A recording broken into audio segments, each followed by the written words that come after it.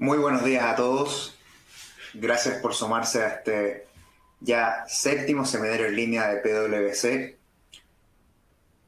Sí, el primero comenzamos hace un mes y medio y hasta el momento hemos podido ir revisando toda la actualidad en materia laboral, por supuesto, en lo que refiere a tema COVID-19.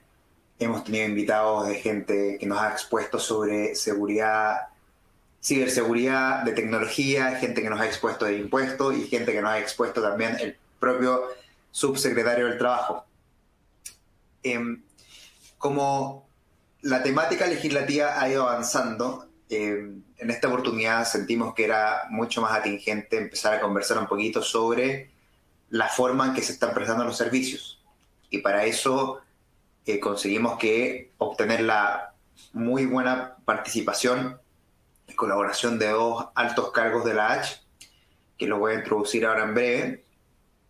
Y además de conversar de eso, como este seminario se trata de actualidad principalmente, también una vez que expongan ellos y cerramos su participación, vamos a aprovechar de hablar un poco sobre la tan famosa ley corta que se está tramitando en el Congreso, que ayer fue despachada por la comisión mixta y le faltan un par de trámites, pero tenemos algunas luces de lo que se viene, las dudas que nos levanta eso y todas las contingencias que sin duda hay que tenerlas en consideración. Hoy nos van a exponer dos personas de la H, como les comenté. En primer lugar, va a hablar con nosotros Rodrigo Pinto Retamal, kinesiólogo, especialista senior de ergonomía de la H, desempeño profesional como ergónomo con estudios de posgrado de Master Project Manager en Ergonomía de la Universidad Politécnica de Cataluña, Barcelona, España, y postítulo diplomado en Ergonomía de la Universidad de Concepción de Chile.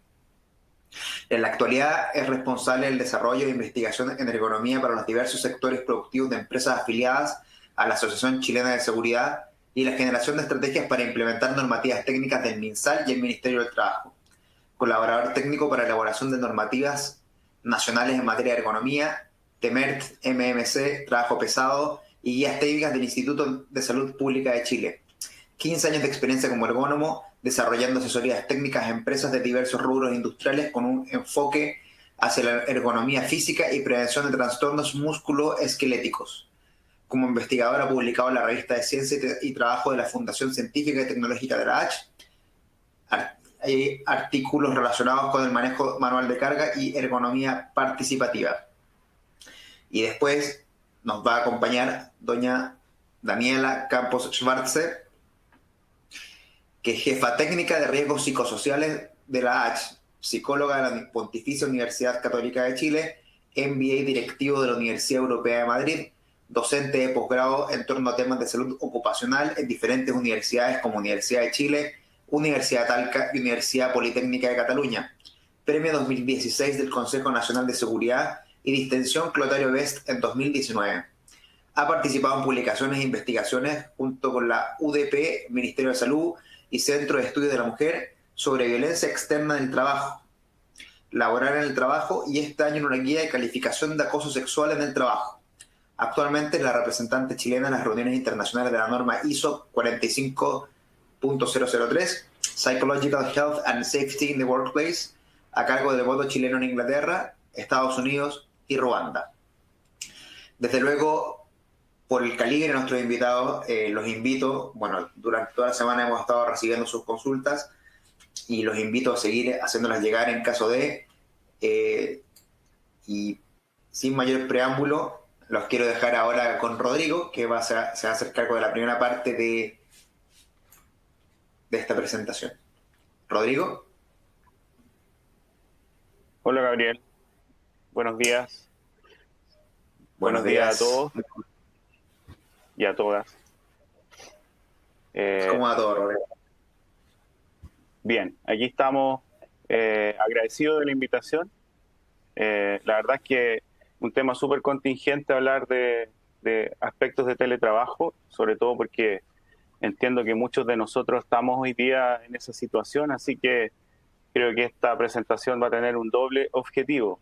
guiar tanto a las empresas, ¿cierto?, como a nosotros mismos respecto a algunas recomendaciones que tenemos que llevar a cabo. Ujú. Sin duda, sin Esto- duda. Estoy buscando la presentación, la estoy buscando acá, déjame verla un poquito, acá, Perfecto. ya, aquí ya estamos en la presentación. Bien, entonces, en primer lugar, agradecerles, ¿cierto? Y ojalá que esta presentación sea de utilidad para todos ustedes en relación a recomendaciones de ergonomía y autocuidado para teletrabajadores, donde hoy en día estamos prácticamente todos.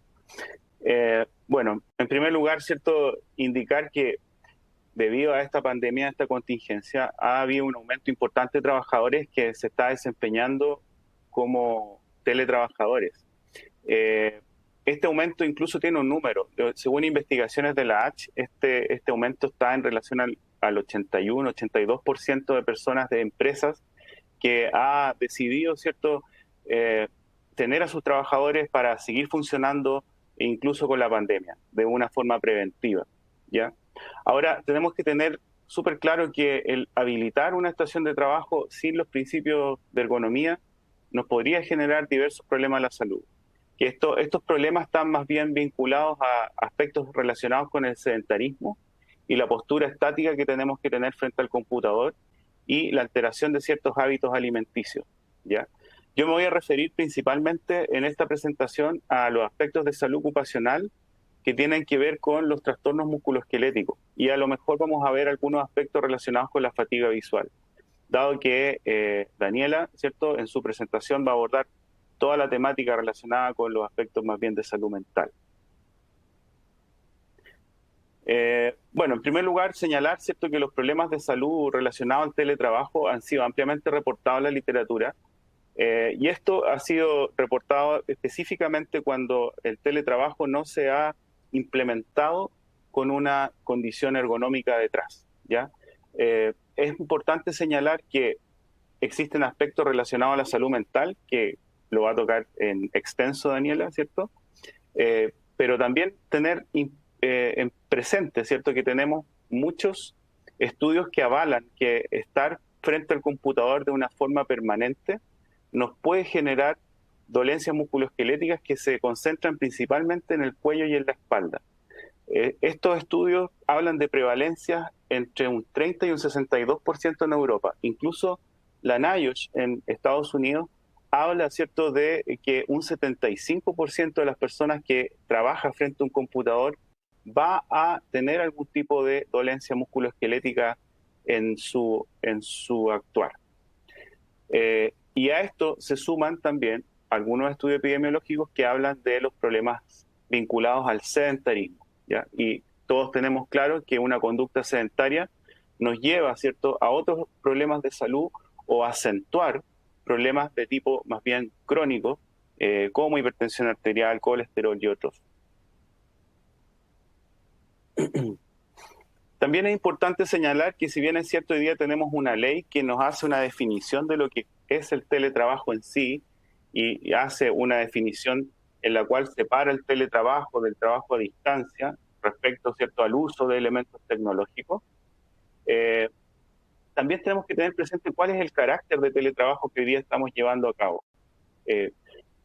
Hay una guía de ergonomía para teletrabajo confinado que es europea, que es muy reciente, española, en la cual define que el teletrabajo que hoy día estamos viviendo, producto de la pandemia, tiene un origen forzado, o también le llaman teletrabajo no planificado. Es decir, que se debe, ¿cierto?, a factores externos, en este caso, ¿cierto?, una pandemia, en la cual debemos preventivamente quedarnos en nuestras casas. Si ustedes se fijan en esta tabla, en el cual menciona el carácter del teletrabajo, vemos que nosotros estamos en esta línea donde estamos, ¿cierto?, presentes frente a un teletrabajo que es más bien forzado, que tiene una exposición permanente, es decir, estamos prácticamente todo el día frente al computador y que tenemos la empresa una capacidad de respuesta mínima a poder organizar de forma o planificar de forma adecuada este teletrabajo. Y además la criticidad de la respuesta que nosotros tenemos que dar con nuestro trabajo es máxima.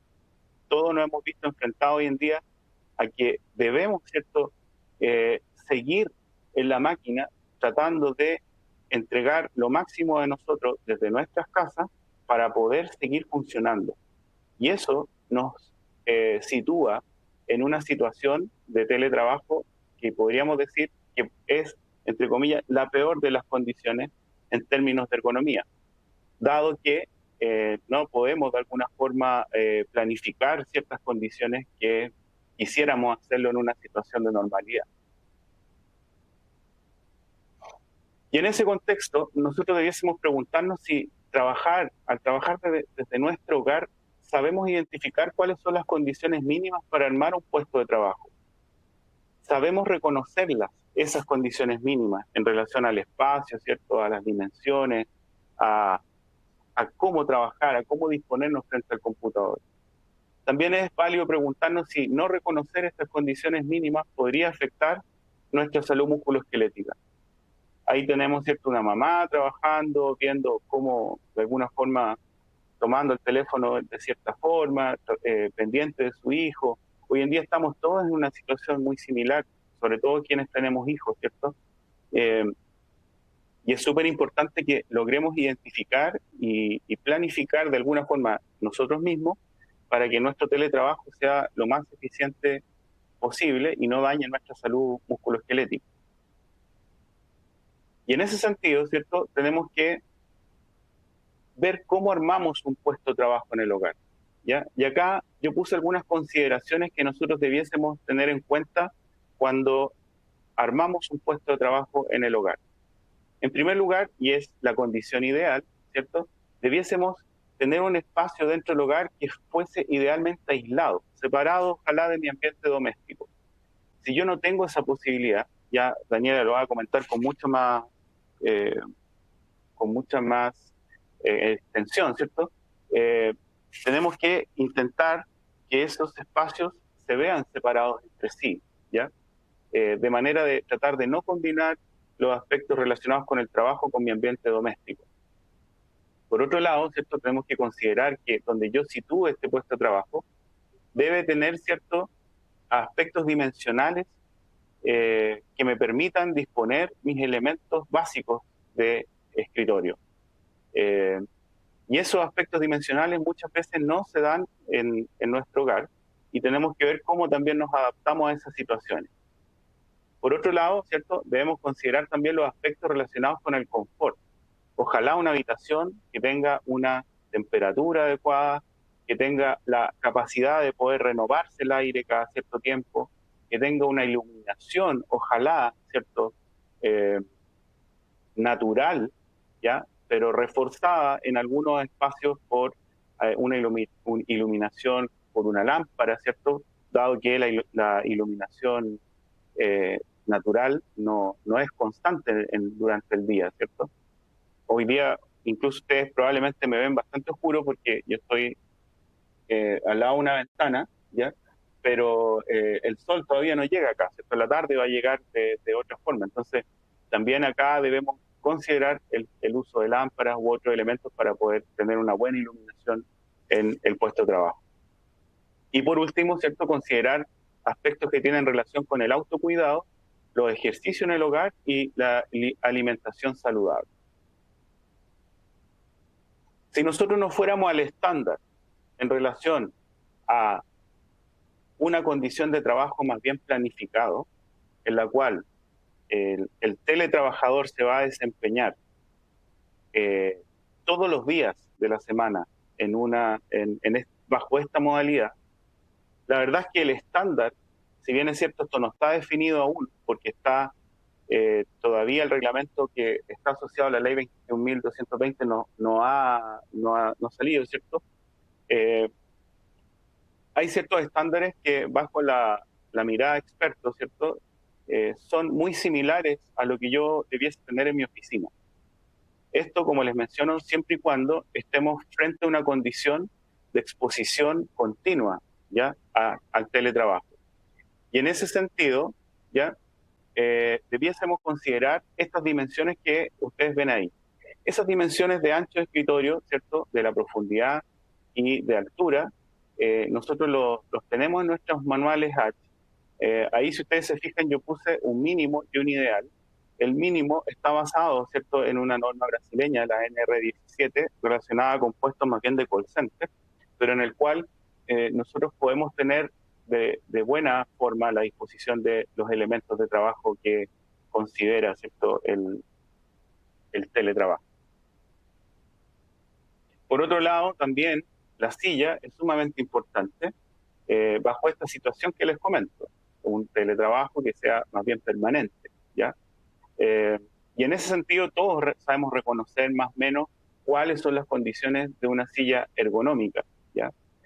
Es importante rescatar que en ese plano, ¿cierto? Es súper importante que la silla ojalá no sea una silla estática, es decir, no sea una silla de comedor, no sea un sofá, ¿cierto? Porque el tener o sentarnos en una silla que tenga estas condiciones más bien estáticas nos va a favorecer una postura mantenida durante el tiempo. Y eso a la larga nos va a generar dolencias musculoesqueléticas. Entonces, les recomiendo, ¿cierto?, que en este caso nosotros tratemos de tener una silla de escritorio que, si bien es cierto, a lo mejor no va a cumplir con el 100% de, de las indicaciones, al menos que cumpla, ¿cierto?, con un 75, un 80% de lo que está indicado, ¿cierto?, en esta lámina. Por otro lado, muchas empresas también, y nosotros mismos como H internamente, hablamos de un kit ergonómico, ¿cierto? Situándonos en que en general lo que vamos a utilizar es un notebook. Y ese notebook, lo ideal es que cuando lo ocupemos en nuestra casa, esté separado sus elementos. ¿A qué me refiero? Que el notebook en sí lo vamos a utilizar más bien como un monitor, pero idealmente debiésemos tener separado el teclado y el mouse, de forma de tener un PC que me permita, ¿cierto?, tener una postura adecuada durante mi jornada de trabajo. En ese sentido, debiésemos considerar dentro de estos elementos accesorios, ¿ya?, el tema de un alza notebook, una apoya muñeca, un teclado, ¿cierto?, un mouse con un pad mouse y un apoyapiés. Estos serían como los elementos básicos, entre comillas, que yo debiese considerar, nuevamente reforzando el hecho de que estamos frente a un teletrabajo más bien continuo, tal cual lo estamos realizando, ¿cierto?, o lo estaríamos realizando desde una oficina.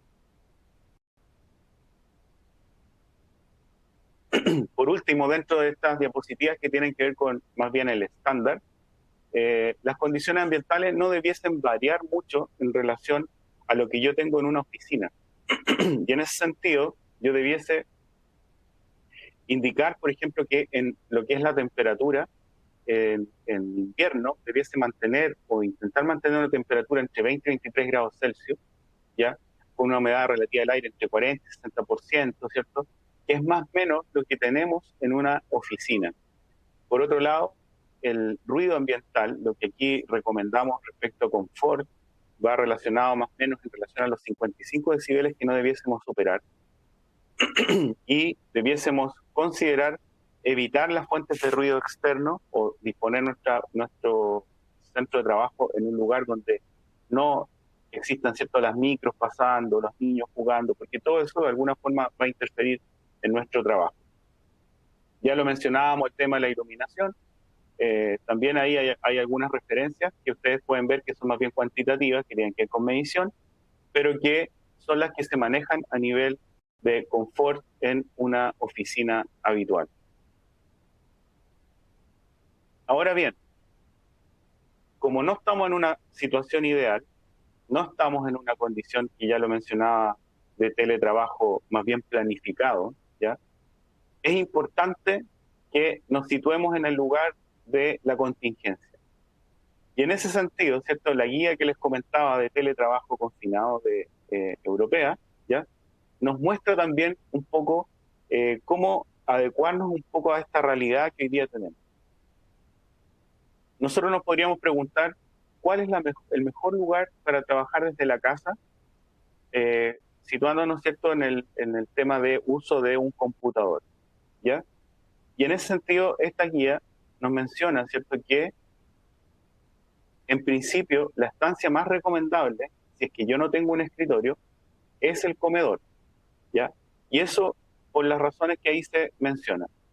Claramente vamos a tener una mesa que es más amplia, donde podemos tener también espacio libre para las extremidades inferiores una vez que estemos sentados, ¿ya? Lo que va a facilitar de alguna forma el cambio postural. Por otro lado, ¿cierto?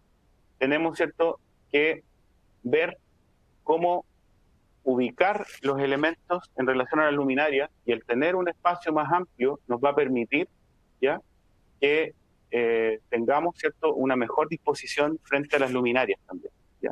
Entonces, por todas estas razones, es importante que nosotros logremos eh, situarnos, ¿cierto?, en el comedor preferentemente, teniendo, ¿cierto?, la precaución de, una vez terminada la jornada, cerrar el computador, ¿cierto?, y separar este tema de nuestro ambiente doméstico. Por otro lado, ¿cierto?, tenemos que muchas veces nuestro asiento no es el mejor, ¿ya?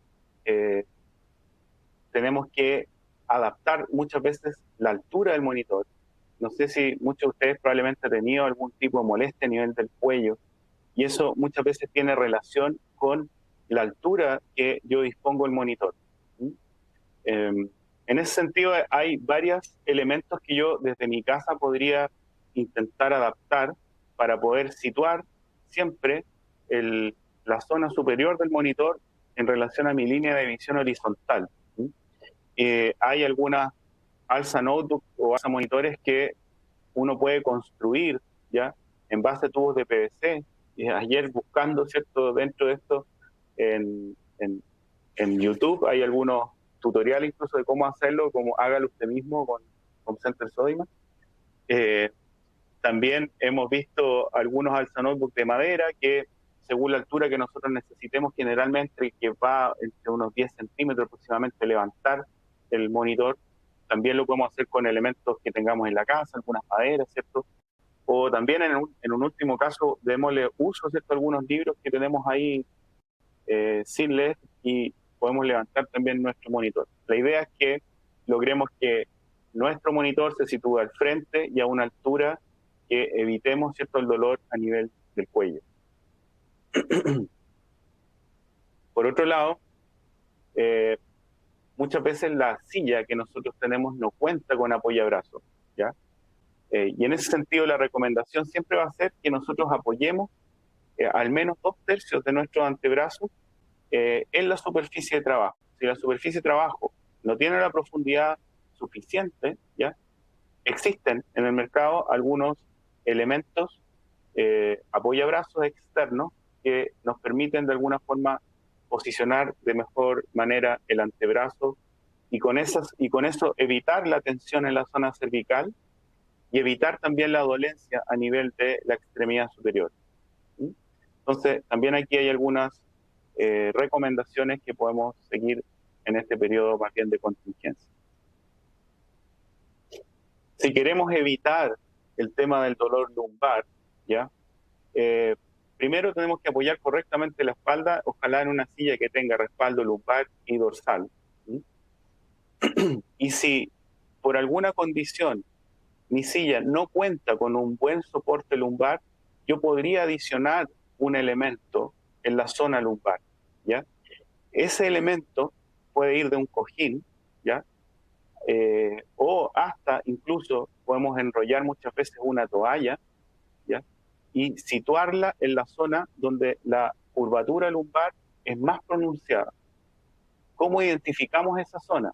Esa zona nosotros tenemos que ponernos sentados, ¿cierto?, con el codo en 90 grados y proyectar una línea hacia posterior de nuestra espalda. En esa zona debiese ir el cojín lumbar, ¿ya? Esto como recomendación, dado que hemos visto, ¿cierto?, que a raíz de esto el permanecer mucho tiempo sentado nos empieza a doler claramente la zona de la espalda si nosotros no la tenemos bien apoyada. El principio acá es respetar las curvaturas, tanto lumbar como dorsal y cervical, mientras estoy sentado, para que evitemos, ¿cierto?, las dolencias de la espalda. Por otro lado, evitemos trabajar desde la cama, ¿ya? Si bien es cierto, yo podría en algún minuto darme 30 minutos o menos, en la cual me acuesto sobre el sofá, me acuesto sobre la cama a trabajar como una forma de alternancia postural, esto no estaría mal. Pero si yo voy a estar todo el día en la cama, acostado con un computador, lo más probable es que les duela el cuerpo, ¿ya? O sea, acá es un tema de sentido común, el hecho de que obviamente la cama no está diseñada para trabajar y tampoco es cierto el sofá, ¿ya? También es importante, bajo esta recomendación, es que evitemos, ¿cierto?, la exposición excesiva a las pantallas que generan luz azul. ¿Cuáles son esas pantallas? Las pantallas del computador, las pantallas de televisión, las pantallas del celular. Hay estudios que señalan que la exposición continua a luz azul baja la secreción de melatonina, que algunos, como ustedes bien saben, es la hormona del sueño, ¿ya? Por tanto, el hecho de estar constantemente enfrentados frente a pantallas de visualización de datos sin hacer estas pausas y muy cercano a la hora de dormir, lo más probable es, ¿cierto?, que genere un insomnio o a la larga, ¿cierto?, genere problemas para dormir. Entonces, es muy importante que evitemos, ¿cierto?, la exposición a pantallas, sobre todo cuando yo me vaya a ir a descansar, a dormir. ¿Por qué usar una silla y no un sofá? ¿Ya?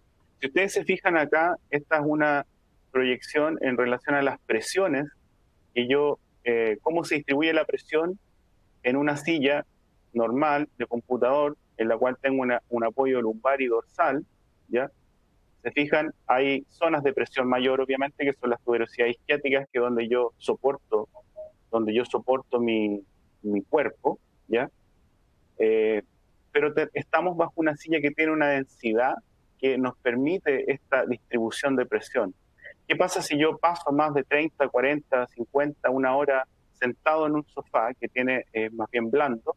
En general, lo que suele pasar es que empiezo yo a sentir presión sobre mis tuberosidades isquiáticas y eso también podría generar, ¿cierto? Ustedes saben que por la zona isquiática pasa el nervio isquiático o ciático y empezar, ¿cierto?, con sensaciones tipo hormigueo, parestésica, etcétera. Entonces, es por eso que no se recomienda el sofá para trabajar. Tenemos que tratar de situarnos en una silla que tenga al menos respaldo lumbar y dorsal, como les mencionaba, y ojalá que sea una silla móvil, es decir, que evite, ¿cierto?, la postura estática. Debemos tener cuidado con este tema de la postura estática. ¿Por qué? Porque nuestro disco intervertebral se nutre en base a los cambios posicionales, ¿ya? Y eso está ampliamente reportado en estudios ya súper antiguos, ¿cierto? El estudio Nachemson, que habla, ¿cierto?, de las presiones interdiscales en las distintas posturas, señala, ¿cierto?, que si yo estoy sentado más de 2 horas, más de 2 horas consecutivas, sin hacer un cambio postural, lo más probable es que empiece a fallar la nutrición de nuestro disco intervertebral y empezamos a afectar este amortiguador natural que tenemos, ¿cierto?, en nuestra espalda, ¿ya? Por eso que es tan importante que nosotros variemos la postura, ¿ya? Sobre todo ahora que estamos en una situación de confinamiento, es súper relevante que logremos establecer un esquema de pausa. Y en ese sentido también es importante que ustedes sepan que la mayoría de las personas que trabajan desde su casa no establecen un horario de pausa durante el trabajo, ¿ya? Sino que solo realizan pequeñas pausas cuando lo sienten necesario. La recomendación acá es que ustedes establezcan, planifiquen y definan esos horarios de pausa, ¿ya? Porque sobre todo en esta situación es tremendamente importante que ustedes logren eh, establecer esta condición.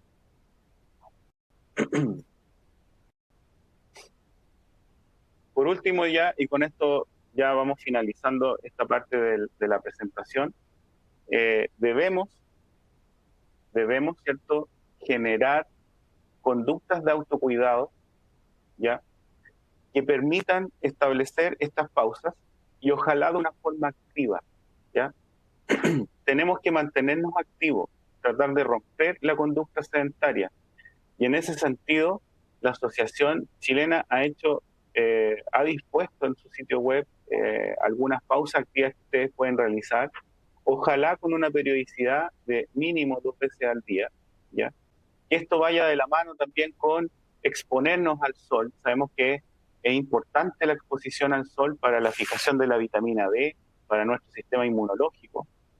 También esto, considerar el tema de una alimentación balanceada y sana, ¿ya? Evitar, ¿cierto?, las grasas saturadas y todo lo que podría de alguna forma hacernos engordar en esta pandemia, ¿ya? Sabemos que es un riesgo muy, y que incluso ha sacado algunos memes por ahí que ustedes han visto, que la verdad es que tiene harto de cierto, ¿ya? En el sentido de que nuestro gasto energético disminuye drásticamente, o sea, los trayectos que antes hacíamos caminando, eh, todo lo que nos movilizábamos en bicicleta u otros elementos, claramente ese gasto energético hoy en día estamos, no estamos en una situación balanceada, entonces debemos tratar de activarnos un poquito más, incluso realizando ejercicios aeróbicos en pautas breves, pero que nos permitan de alguna manera generar un gasto energético mayor, ¿ya?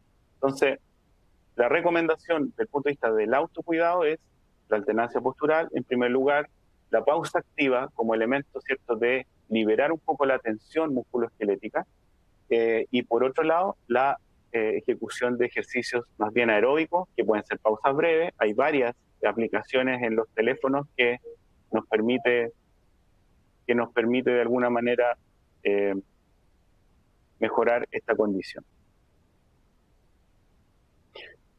Bueno, sobre el uso de tablet y smartphones, sabemos que por definición el teletrabajo es el uso de elementos tecnológicos, y esos elementos tecnológicos también pueden ser un teléfono inteligente o una tablet, ¿ya? Lo importante que tenemos que saber de este punto es que estos elementos son un complemento, ¿ya?, a lo que puede ser un computador estacionario, pero no puede ser el reemplazo, ¿ya? Estos elementos no están diseñados desde el punto de vista ergonómico para poder trabajar de forma continua con ellos, ¿ya? Así que si ustedes de repente alternan con el teléfono o alternan con una tablet, eso es positivo. Pero si yo voy a sustituir, por ejemplo, el PC, estando todo el día en una tablet o todo el día en el teléfono, claramente eso no es en absoluto recomendable, ¿ya? Tenemos que utilizar estos elementos para lo que fueron diseñados.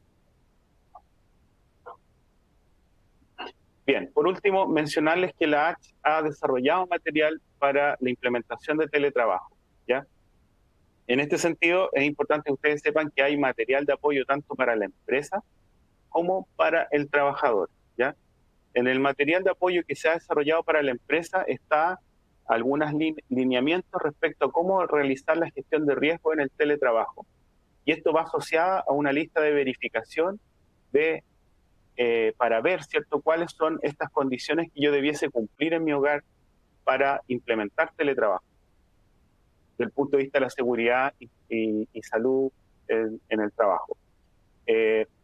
Estos elementos son un desde, ¿ya? Hoy en día no tenemos conocimiento de lo que dice el reglamento al que hace mención la ley 20.220. Probablemente esto tenga alguna mutación o tenga algún cambio, ¿ya? Que también están en la ficha técnica de aspectos legales en teletrabajo que ustedes también pueden revisar como empresa. Pero es importante que esto ustedes lo puedan revisar como empresa para que de alguna manera puedan identificar, según lo que está en el decreto 594 o según lo que está en la normativa, cuáles serían las condiciones que yo debiese cumplir en mi hogar para evitar ciertos accidentes y enfermedades profesionales. Por otro lado, se ha desarrollado también material de apoyo para el trabajador. Está en formato de fichas técnicas, que son información muy acotada, pero que tiene un objetivo bien específico. Hay una ficha técnica de consejos de planificación que tiene un foco en lo que es la autogestión del tiempo y consejos para hacer un trabajo eficiente. ¿A qué nos referimos con esto? Hay muchos teletrabajadores que es primera vez que se enfrentan a esta situación que muchas veces no tienen metas definidas y generalmente esto hace que el trabajo sea poco eficiente desde el hogar. En ese sentido, se le entregan algunos consejos al teletrabajador para que se autoplanifique, genere hitos dentro de su jornada, se conecte, ¿cierto?, con sus supervisores, etcétera. Por otra parte, hay una ficha de consejos preventivos para el teletrabajo, la cual tiene también un foco en la autogestión preventiva, es decir, riesgos que pueden existir en mi hogar y evitar esos riesgos, ¿cierto?, para generar un accidente, como también elementos de ergonomía muy básicos. Y por último, ¿cierto?, hay una ficha que tiene relación con cómo evitar dolencias musculoesqueléticas, que tiene un foco en lo que es el autocuidado y la higiene postural. También se han desarrollado diversas asesorías en este contexto, asesorías remotas, ¿ya? Hay una asesoría técnica que está hoy en día funcionando y que la realizan nuestros ergónomos en la Asociación Chilena y tiene relación con el paso a paso de cómo implementar teletrabajo. Es decir, aborda algunos aspectos organizacionales para que ustedes puedan llegar a un modelo propio y que finalmente eso se traduzca en un teletrabajo que cumpla con los principios de ergonomía, que cumpla con la ley 21.220, ¿ya?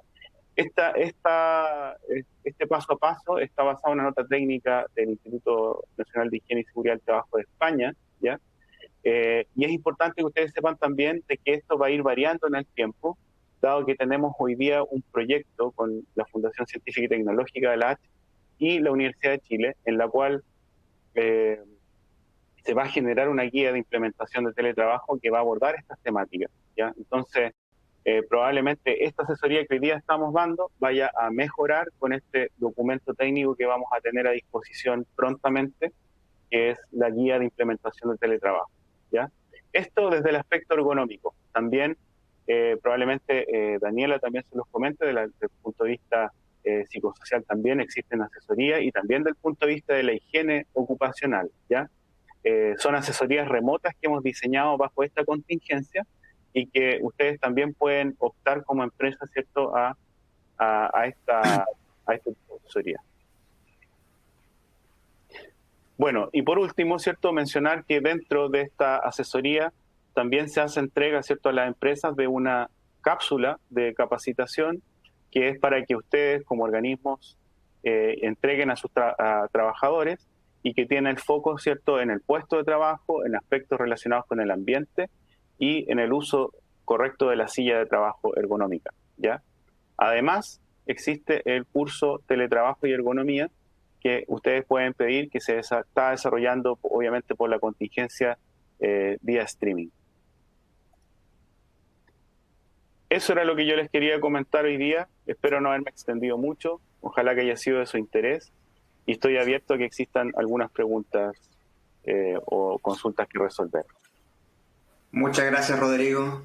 Sin duda ha sido muy interesante y hay muchas cosas que aprender sobre ergonomía, especialmente en un contexto de teletrabajo forzado, que es lo que mencionabas tú, en que finalmente la coyuntura nos ha empujado a trabajar de forma remota y desde nuestros hogares, algunos o de otros lugares, y que obviamente no se pudieron tomar todas las precauciones previas y hay que adaptarse sobre la marcha. A este respecto, justamente la ley de teletrabajo dice que hay que informar de los riesgos y de las medidas de protección de los trabajadores, y en ese sentido, ¿qué es lo que, de todo lo que mencionaste tú, en tu opinión, qué es lo que debería que informar? ¿O puede ser, o el estándar H es más genérico, o cómo sería eso? Sí, mira, hay una capacitación que habla de la ley, ¿cierto?, respecto a las condiciones mínimas de seguridad y salud que debe dictar tanto el empleador o bien a través de su organismo administrador de la ley.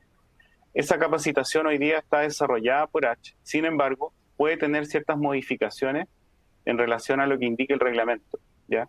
El reglamento finalmente es el que nos va a definir cuáles son esas condiciones mínimas, que hoy en día claramente nosotros la estamos estableciendo como una base, como un criterio experto, pero que si hay una modificación legal o existe, digamos, un algo que lo defina, finalmente eso es lo que va a reemplazar lo que hoy día tenemos como H.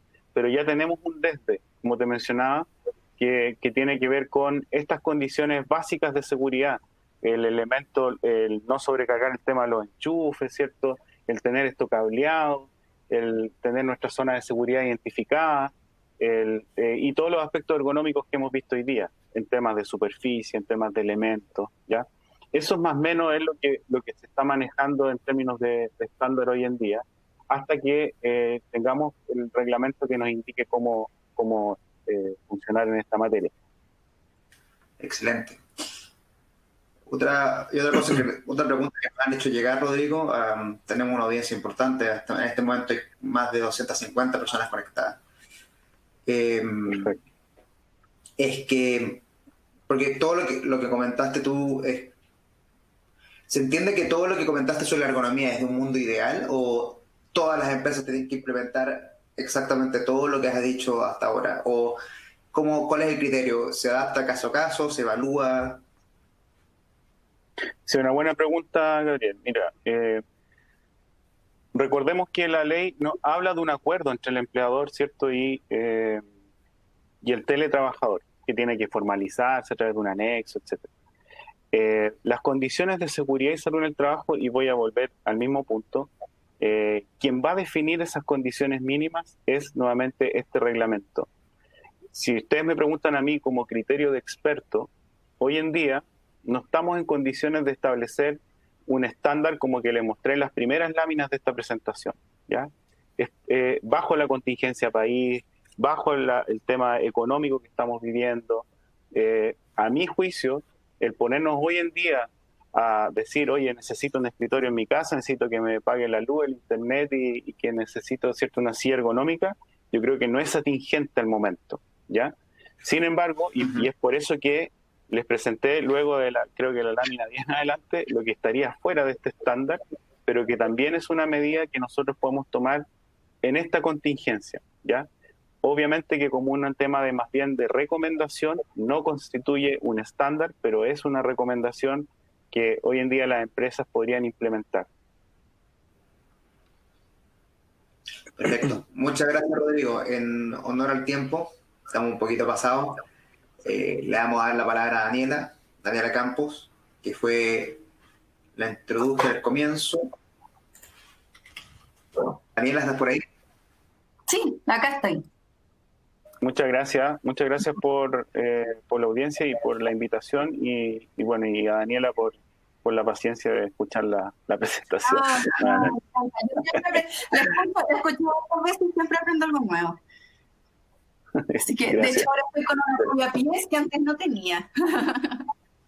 Ven mi PowerPoint, ¿no es cierto?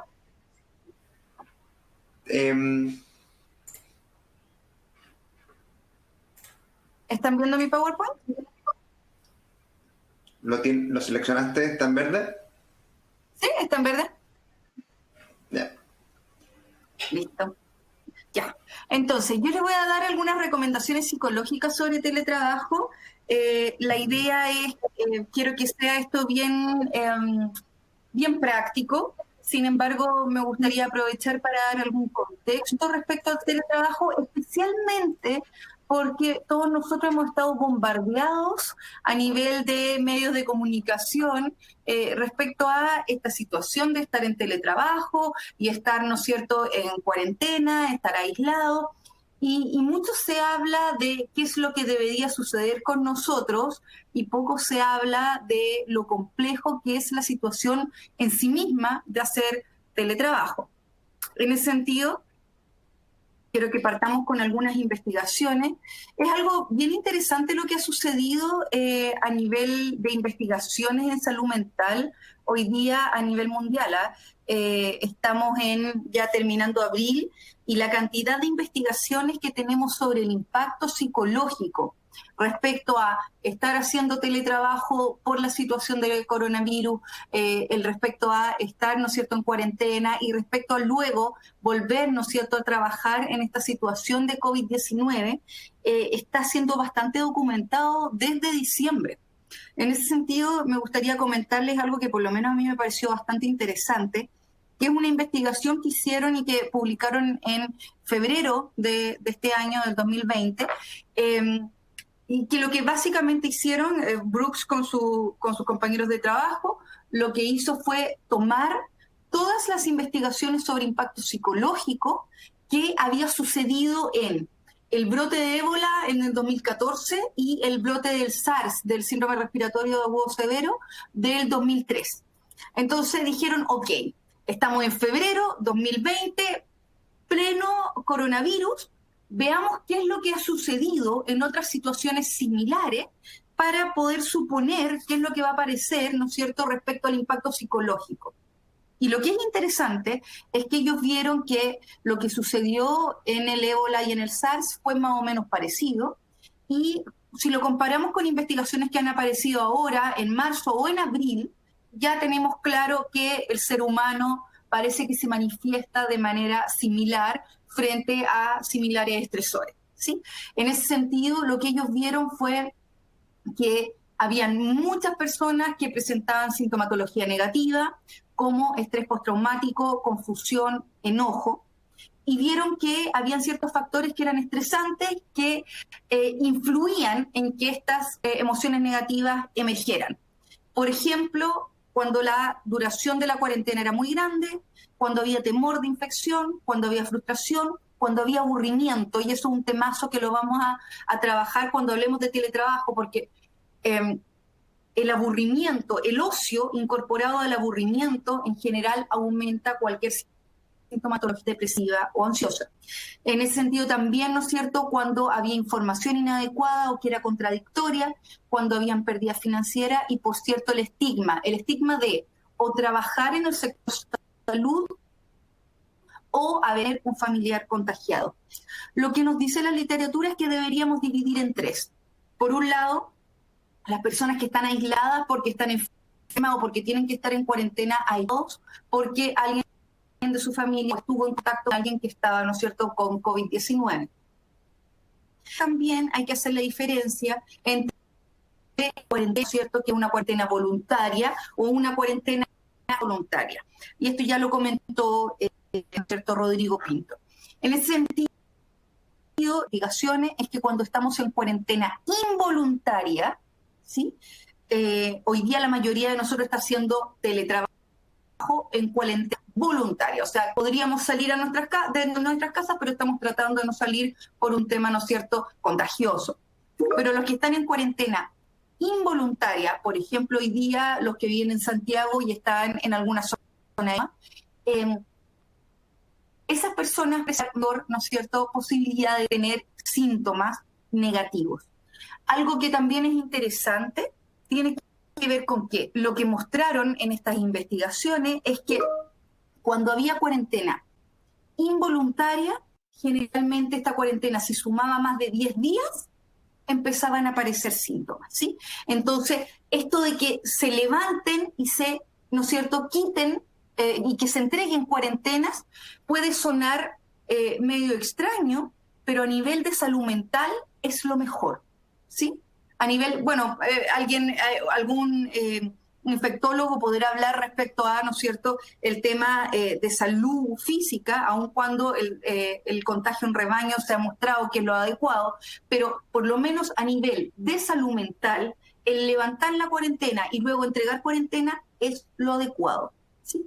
La cuarentena entonces genera una serie de efectos emocionales entre los que se cuentan depresión, estrés, ánimo bajo, irritabilidad, insomnio, síntomas de estrés postraumático, agotamiento emocional, y el bajo ánimo y el enojo son los más prevalentes en conjunto con el insomnio. ¿Por qué les estoy contando estas malas noticias? La verdad es que necesitamos saber estas malas noticias para hacer prevención. Y necesitamos saber estas malas noticias también para entender qué tipo de teletrabajo de cuál estamos hablando. Rodrigo hablaba de este teletrabajo forzado y me parece una muy buena clasificación porque es importante entender que no estamos en un teletrabajo normal, ¿sí?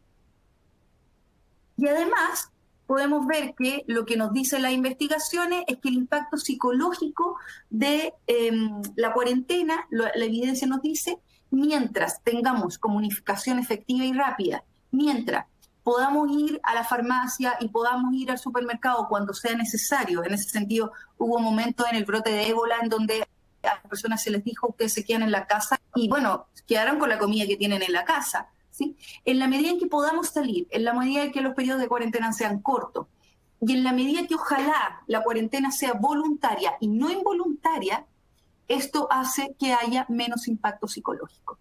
Y algo que es bien esperanzador y que es bien interesante a nivel organizacional también, es que en la medida en que uno enfatice la elección altruista del autoaislamiento, o sea, entender, por un lado, desde, ¿no es cierto?, el gobierno, por otro lado, desde la organización en donde trabajamos, y nosotros, como trabajadores, bajar esa información a nuestra familia, a nuestras personas que trabajan con nosotros, a nuestros equipos de trabajo, y también a nosotros mismos, entender que la elección de estar en una cuarentena y de cumplirla es una elección altruista, eso hace que luego se genere menos sintomatología. Además, nosotros como Asociación Chilena de Seguridad hicimos una investigación, la hicimos en marzo del 2020, ¿no es cierto?, hace un mes atrás, y vimos que cuando se le preguntaba a los trabajadores si se sentían estresados por la contingencia, en ese sentido sumamos, ¿no es cierto?, el estallido social, octubre, noviembre, diciembre, enero, más el tema del coronavirus, ¿no es cierto?, ya febrero, marzo. Respecto a eso, 8 de cada 10 trabajadores chilenos declararon sentirse estresados por la contingencia y refirieron que los factores que más influyeron en esto fue la carga excesiva de trabajo, por un lado, un 46%, la falta de motivación y el miedo a perder el empleo. Y si uno se da cuenta, estos 3 factores están íntimamente relacionados. Las personas que tienen miedo a perder el empleo tienen falta de motivación, y lo más probable es que una persona con miedo a perder el empleo, primero, se sobrecarga el mismo de trabajo, ¿no es cierto? El mismo trabajador se sobrecarga, pero además acepta una sobrecarga a nivel organizacional. También estudios, ¿no es cierto?, a nivel mundial, hicieron estudios sobre la literatura existente al 31 de marzo del 2020, o sea, hace un mes atrás solamente. Por eso yo les decía, ha sido precioso el tema de qué es lo que ha sucedido a nivel científico, ¿no es cierto?, respecto al impacto psicológico, respecto a lo que ha sucedido con el coronavirus. Ha visto que la literatura existente hasta el 31 de marzo muestra que son reacciones psicológicas comunes a la pandemia, síntomas de ansiedad, síntomas depresivos y autoestrés, ¿no? Y estrés autoinformado. Y todo esto puede estar asociado con trastornos del sueño. ¿Por qué para mí es importante, ¿no es cierto?, que ustedes sepan esto? Porque es importante al momento de hablar de teletrabajo, este teletrabajo obligado. Es importante que sepamos que estamos en un teletrabajo en donde, como línea base, tenemos esto, de lo que estamos hablando, ¿no es cierto? Sintomatología de ansiedad, sintomatología de estrés, de depresión, y que esté asociado con trastornos del sueño. Entonces es importante entender que ya estamos en un teletrabajo con esto como línea base. Y además, una investigación que se publicó hace menos de 15 días, ¿no es cierto?, en China, mostró que el 53% de los trabajadores chinos encuestados usaron una población enorme, y además vieron diferentes ciudades, calificó el impacto psicológico del brote como moderado o severo. 16% hablaron de sintomatología depresiva, 28% de síntomas de ansiedad y el 8% de niveles de estrés moderado o severo. Ahora, todo lo que yo les he comentado, si que ustedes quisieran profundizar y hacer un doble clic, si se fijan en el PowerPoint abajito, tengo descrito, ¿no es cierto?, cuáles son las citas bibliográficas, por si ustedes quisieran hacerle un doble clic. La verdad es que son muy interesantes y uno puede aprender mucho respecto a ello. Ahora, ¿qué es lo que, de cuando hablamos de teletrabajo, de qué estamos hablando? El impacto psicológico del teletrabajo. Estas son investigaciones previas a hacer teletrabajo, ¿no es cierto?, obligado en nuestra casa. En ese sentido, he escuchado a muchas personas en la televisión particularmente hablar de los beneficios del teletrabajo, ¿sí? El teletrabajo como mayor conciliación vía trabajo-familia, mayor flexibilidad, se hablan de gastos generales reducidos para el empleador, algunas investigaciones muestran de un 25% de reducción de gastos generales, hasta mayor productividad, y es verdad. Pero ahí tenemos que hacer un doble clic. No todo es positivo en el teletrabajo. Y las investigaciones ya nos vienen diciendo esto desde el 2000 en adelante. En ese sentido, el teletrabajo, primero, no es para todos. El teletrabajo, segundo, tiene que ser algo consensuado entre el trabajador, ¿no es cierto?, y la organización, porque además necesitamos mucha confianza por parte de la organización. Hoy día, hartos trabajadores me han preguntado, ¿no es cierto?, en seminario, ¿qué hago? Porque mi jefatura me está llamando todos los días, ¿no es cierto?, a las 8 de la mañana para saber si yo estoy despierto y atento y quiere que me muestre la videollamada. Bueno, la verdad es que se pueden hacer muchas cosas, pero eso también habla de una relación de inseguridad entre la jefatura y el trabajador, que era una sensación de desconfianza que probablemente estaba antes del teletrabajo. ¿Sí? Entonces son confianzas mutuas y que se van generando con el vínculo diario laboral. Y el tema de la mayor productividad, que suena como algo muy positivo, la verdad es que cuando uno profundiza, la mayor productividad habla también de culpa en el teletrabajador. ¿Culpa en qué sentido? Culpa en el sentido de que el teletrabajador siente, ¿no es cierto?, que tiene que demostrar que en el teletrabajo él es activo. Sentido, ¿cómo lo demuestra? Trabajando generalmente a deshoras y en ese sentido también mostrando el trabajo de forma continua. Entonces, cuando yo muestro mi trabajo de forma continua, estoy permanentemente, ¿no es cierto?, apurando la forma en que yo estoy produciendo, ¿sí? Y además, cuando vemos las investigaciones sobre qué refieren las personas que hacen teletrabajo como el gran problema al hacer teletrabajo, el 60% habla de aislamiento social.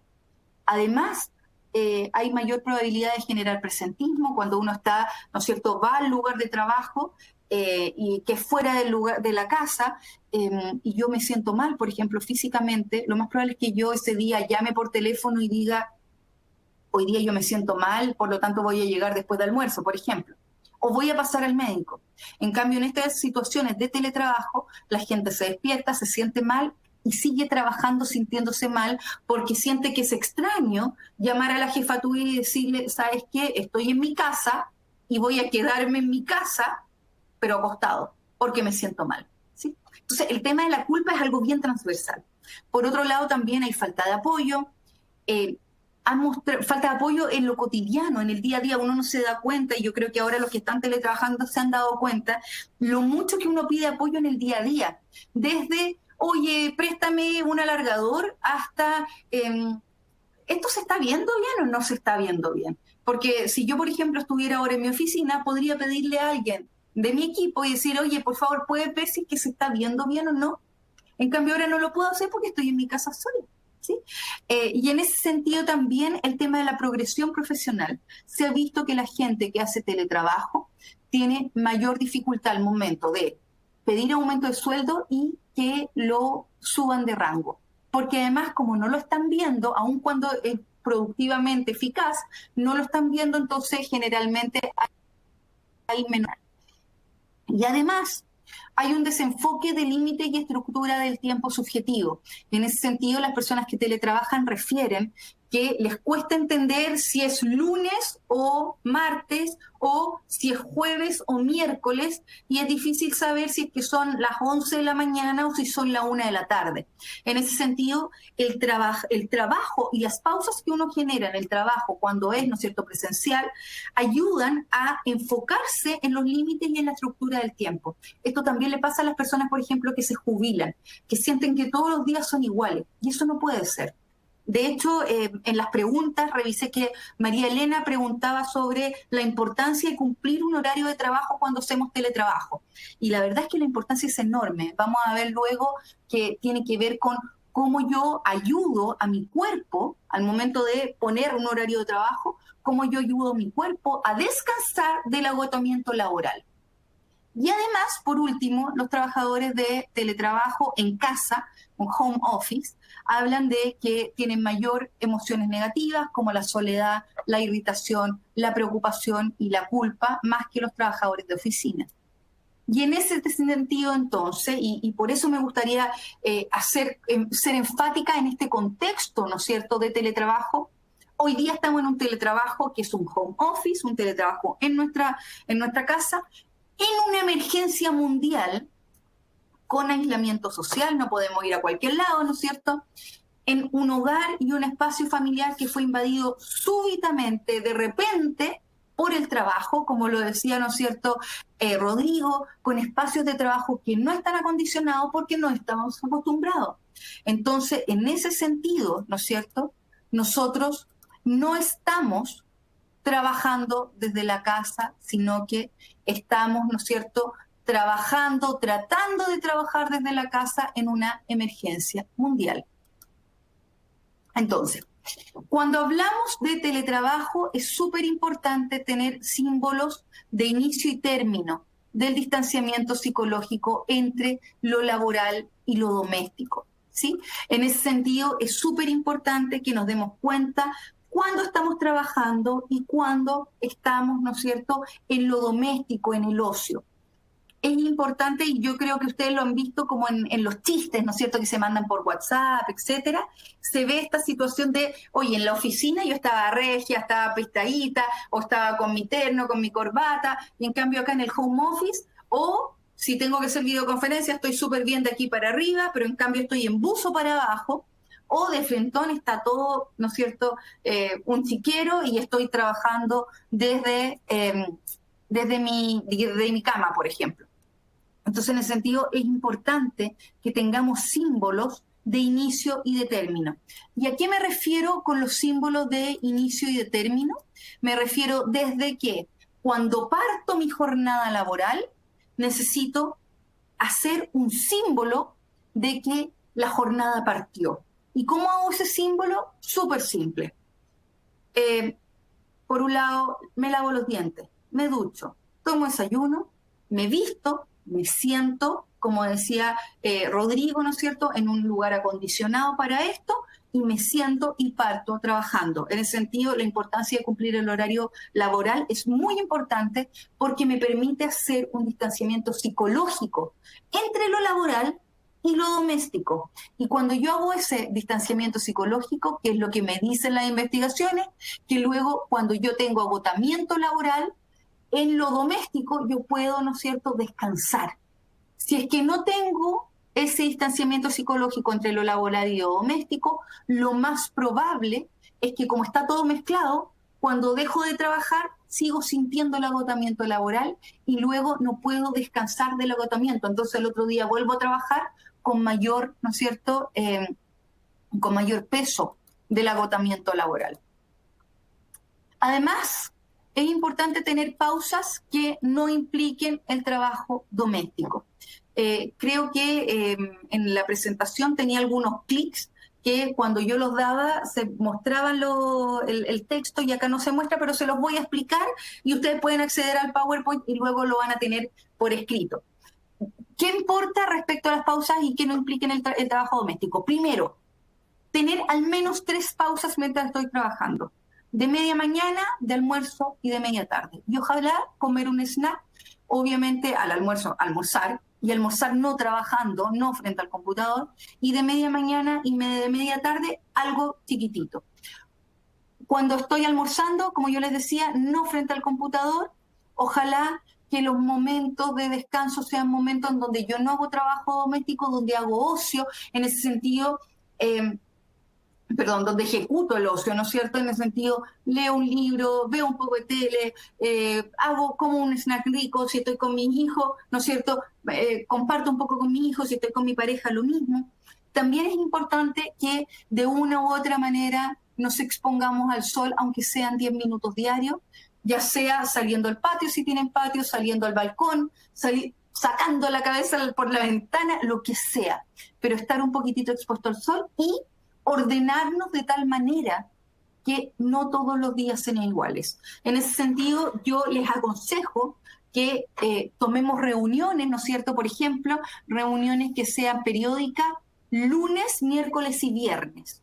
Ideal, reuniones de equipo, lunes, miércoles y viernes, porque así, lunes, la reunión de partida de la semana laboral, miércoles, una reunión de feedback, cómo vamos todos en la mitad del día de la semana laboral, y viernes, una reunión de cierre en donde me simbolice que ya dejé de trabajar.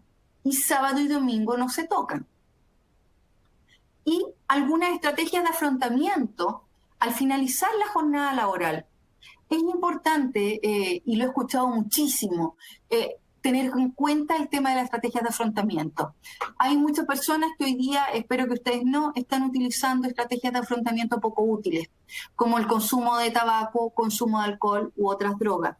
He escuchado muchísimo, y también lo he visto en redes sociales, personas que al terminar la jornada laboral empiezan a tomar alcohol, ¿sí? Un Aperol, un vinito, un pisco sour, y eso no lo hacían antes. Y acá, y a riesgo de sonar muy conservadora, tenemos que tener en cuenta dos cosas. Por un lado, esto va a pasar.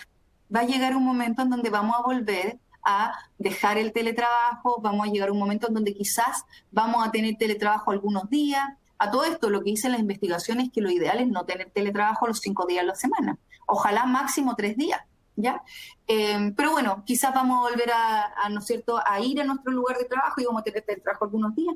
Pero si nuestro cuerpo está acostumbrado a tomar alcohol todas las noches, les aseguro que luego van a tener síndrome de abstinencia y les va a costar muchísimo dejar de tomar todos los días. En ese sentido, además, el segundo tema tiene que ver con si ustedes están con hijos. Si están con hijos, y ustedes me pueden decir, oye, pero si estoy tomando poquitito, no me curo ni nada, ningún problema. Pero, por un lado, están mostrándole al cuerpo que cuando están nerviosos, ansiosos, estresados, la forma de relajarse es con consumo de alcohol. Y segundo, le están mostrando a sus hijos que es común tomar alcohol todos los días. Es complejo. Con el tema del consumo del cigarro, hay gente que ha tratado de dejar de consumir cigarro porque está en cuarentena o porque está haciendo teletrabajo.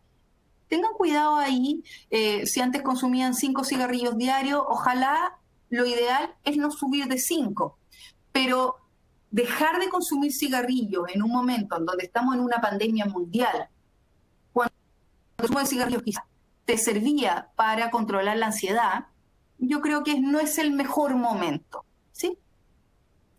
Además, al finalizar la jornada laboral, son buenas estrategias de afrontamiento, buscar cosas que hacer. Yo les decía, ocio, en general, el ocio sumado al aburrimiento, aumenta, ¿no es cierto?, las conductas, la sintomatología ansiosa y depresiva. Busquemos cosas que hacer, ojalá que limitemos el tema de la tecnología, que busquemos cosas para hacer que sean vinculándonos con otros. Las personas que están en aislamiento pueden buscar una forma de vincularse con otros, aun cuando vivan solos, ¿no es cierto? Los que están en pareja o los que están con hijos y pareja es un poco más fácil.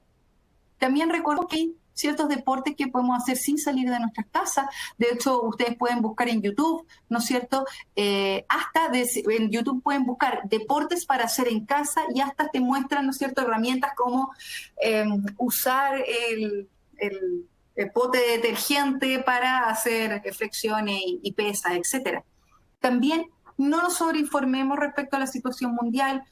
Ver noticias más de una vez al día no tiene sentido, solamente va a aumentar la sensación de ansiedad y además tratar de apoyar a quienes lo necesitan. En ese sentido, luego han mostrado las investigaciones que la gente que apoya a los demás, ¿no es cierto?, y que está permanentemente sintiendo que lo que hace es algo que puede ayudar a los otros, luego eso es, ¿no es cierto?, un factor protector a nivel emocional. Para los que están teletrabajando con niños, primero, y con esto me gustaría ser súper enfática, y por eso además yo les hice el contexto respecto a las investigaciones, ser súper enfática, no podemos ser súper padres, y no podemos ser tampoco súper teletrabajadores, ¿sí? Y en ese sentido, por un lado, es importante tener en cuenta que estamos haciendo teletrabajo en situación anormal. Y si además estamos haciendo teletrabajo con niños, es doblemente anormal, ¿sí? Es importante que hagamos el duelo de ser súper... Yo sé que algunos de ustedes han visto en Instagram a mamás y papás que están produciendo muchísimo y además atendiendo las tareas de los hijos y además haciendo el telestudio de los hijos y además haciendo pan de masa madre. Eso es poco probable que ocurra. Es poco probable que nuestros hijos chicos estén sentados súper concentrados y ordenados todo el día haciendo tareas. Entonces, hagamos un duelo respecto a lo que nosotros, ¿no es cierto?, vamos a hacer en esta situación.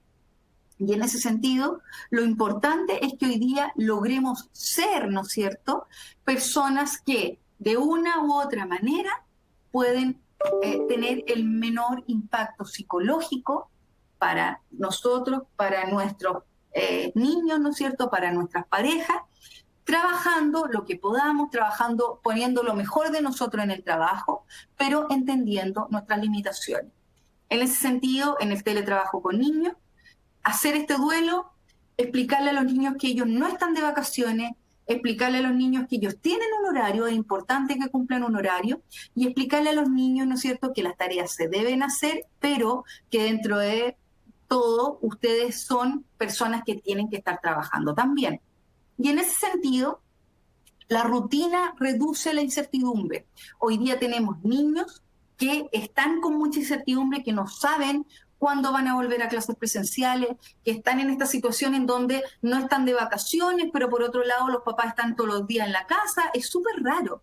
En ese sentido, ¿cómo reducir la incertidumbre de los niños? Primero, poniendo horarios para despertarse y horarios para acostarse, aun cuando el otro día no tengan clases, aun cuando al otro día quizás las clases por videoconferencia sean a las 11 de la mañana o sean a las 3 de la tarde. La rutina va a reducir la incertidumbre. También tener en cuenta que hay ciertas cosas como, por ejemplo, los aparatos tecnológicos que los podemos usar como una moneda de cambio. Y en ese sentido, como moneda de cambio, podemos decir, ok, si tú haces las labores, no sé, por ejemplo, no puedes jugar este juego que te encanta en línea mientras no tengas lista tu cama, mientras no estés duchado, mientras no tengas lavado los dientes. ¿Sí? Y usarlo como moneda de cambio. También recordar que hay, ¿no es cierto?, muchas rutinas de deporte que ustedes pueden encontrar en Internet, ¿sí? Y por otro lado también, ojalá ocupar, ¿no es cierto?, ciertas códigos de trabajo en donde los niños sepan cuándo pueden preguntar, cuándo pueden molestar un poquitito y cuándo de frentón tienen que esperar a que, por ejemplo, si yo tengo, si yo pongo unas tarjeta roja, amarilla y verde, y le digo a los niños, ok, cuando tenga la tarjeta, quiere decir que estoy haciendo una presentación en videoconferencia y tú no me puedes venir a preguntar nada. Cuando tenga la tarjeta amarilla, quiere decir que quizás estoy en reuniones, pero tú puedes venir a preguntarme algo, porque además esto también es importante. O sea, en ese sentido, todos tenemos que ser empáticos, que estamos en una situación particular, y si yo estoy hablando y ahora aparece mi hija, bueno, yo supongo que ustedes entenderán que yo no puedo tenerla amarrada, ¿no es cierto? En ese sentido también el tema de las tarjetas funciona bastante bien.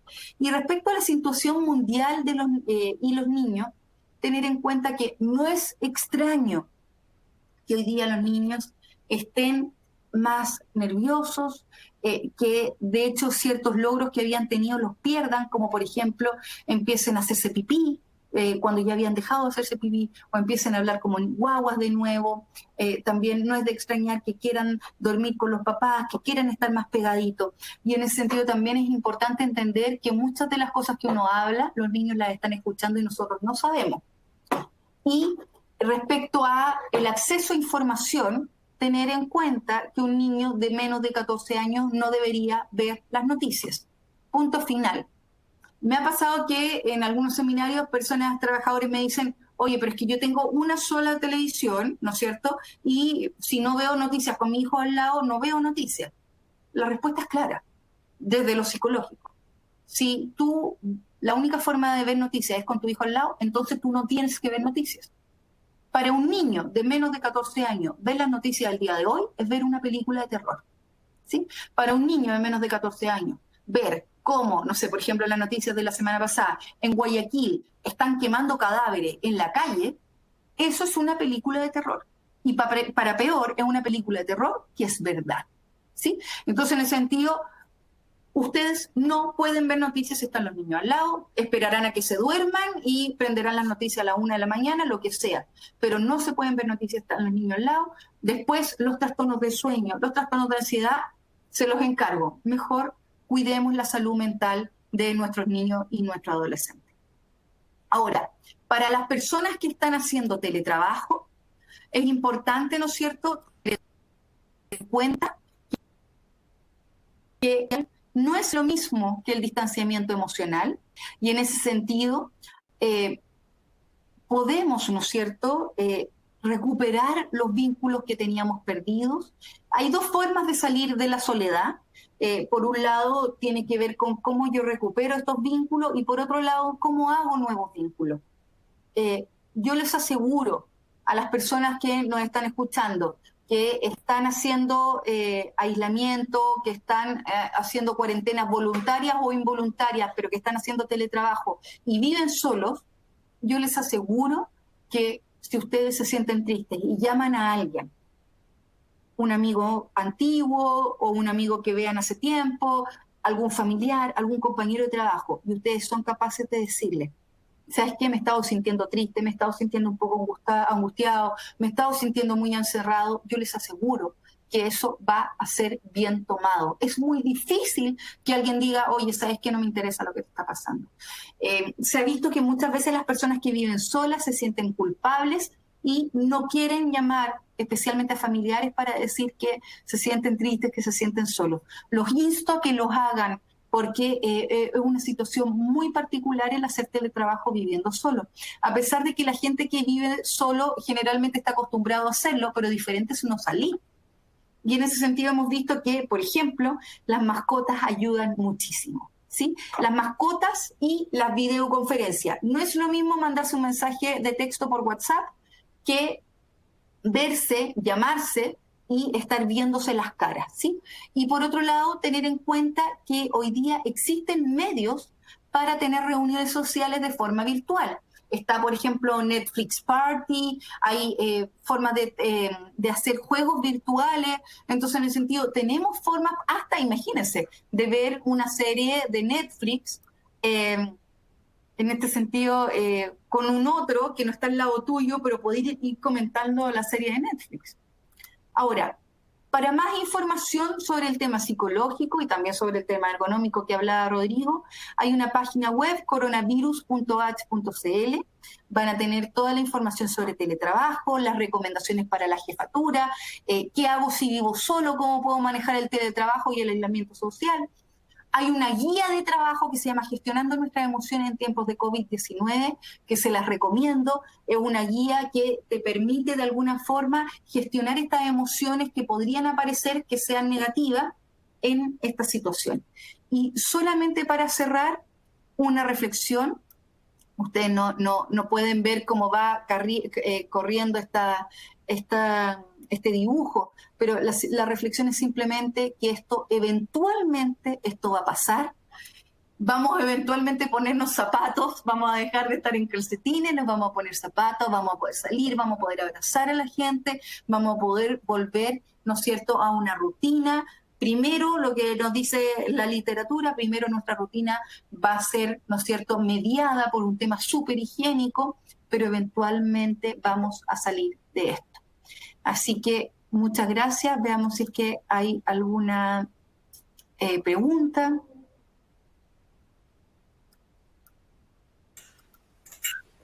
Gabriel. Muchas gracias, Daniela, por esta extraordinaria presentación. La verdad, ha sido muy útil. He aprendido un montón también, así que altísimo nivel. Y en honor al tiempo, hay un par de preguntas que son bien interesantes. La primera dice así: ¿cómo podemos acceder a mayor información de las sintomatologías y variables psicosociales? Sí. Para mayor información, la página web coronavirus.h.cl, ahí están las investigaciones sobre cuáles son las sintomatologías. Igual, yo sobre el tema de la sintomatología debería decir algo. Tenemos que tener cuidado, porque muchas veces el acceder a cuáles son los síntomas comunes nos va a ayudar para entender qué es lo que nos está pasando. Pero tenemos que tener cuidado en también que si vemos toda esta sintomatología, decir, oye, espérate, yo esto no lo tengo y empezar a tenerlo. Entonces, en ese sentido, pueden acceder por la página, pero tengan cuidado, ¿no es cierto?, al momento de leerlo. Ojalá les sirva para entenderse, pero no para predisponerse. Uh-huh. Sí. Muchas gracias. Y luego hay otra pregunta que la voy a leer, ¿ya? Dice, mi empresa ha impulsado una plataforma de consulta por temas psicológicos y tristemente nos hemos dado cuenta que lo utilizan muy poco. En general, sabemos que nuestros colaboradores tienen problemas. Y acá personalmente puedo decir, no solamente sus colaboradores, yo creo que todo el mundo tiene. Exacto. Pero creo, ahora sigo con la pregunta, pero creo que la gente, y acá el que pregunta, abre comillas, dice, no sabe identificar cuándo solicitar ayuda. Es un temazo esto, ¿no? ¿Existirá algunos tips para los trabajadores para que ellos sepan cuándo solicitar ayuda psicológica? Sí, ya, déjame comentarte algo primero. Puede ser que la persona que está escribiendo esa pregunta se sienta un poco frustrada, porque diga, porque diga, oye, pusimos este tremendo aparataje para que preguntaran, para que consultaran, y nadie está consultando. Primero decir que en ese tipo de contexto, el que exista la posibilidad es ya una herramienta y es ya, ¿no es cierto?, algo que se le entrega al trabajador. Muchas veces el trabajador no necesita consultar para sentirse contenido, solamente el que exista la posibilidad es desde ya una intervención. Es que entonces es súper lindo eso, porque en otros contextos hemos visto que cuando las personas pueden acceder, en general no lo hacen, pero sí valoran como una intervención la posibilidad de acceder. No sé si se entiende. Es decir, 100%. Ya solamente, exacto, ya solamente el que puedan llamar es una intervención por sí misma, aun cuando no llame nadie, ¿sí? Ahora, yo instaría a pensar qué situaciones de la llamada pueden estar haciendo que la gente no llame. ¿Qué es lo que hemos visto en estas situaciones cuando la gente no llama? Por ejemplo, que no es confidencial, ¿sí? Que va a haber un reporte a la jefatura. Entonces, me ha tocado exactamente en esta misma situación las personas que no están llamando porque ponen un psicólogo, por ejemplo, 24 horas que pueden llamar. Oye, pero no ha llamado nadie. Ok, ¿esto es confidencial? No, yo no llamaría. Yo no llamaría. O sea, si me preguntan a mí, yo no llamaría para que después mi jefe sepa que yo pregunté.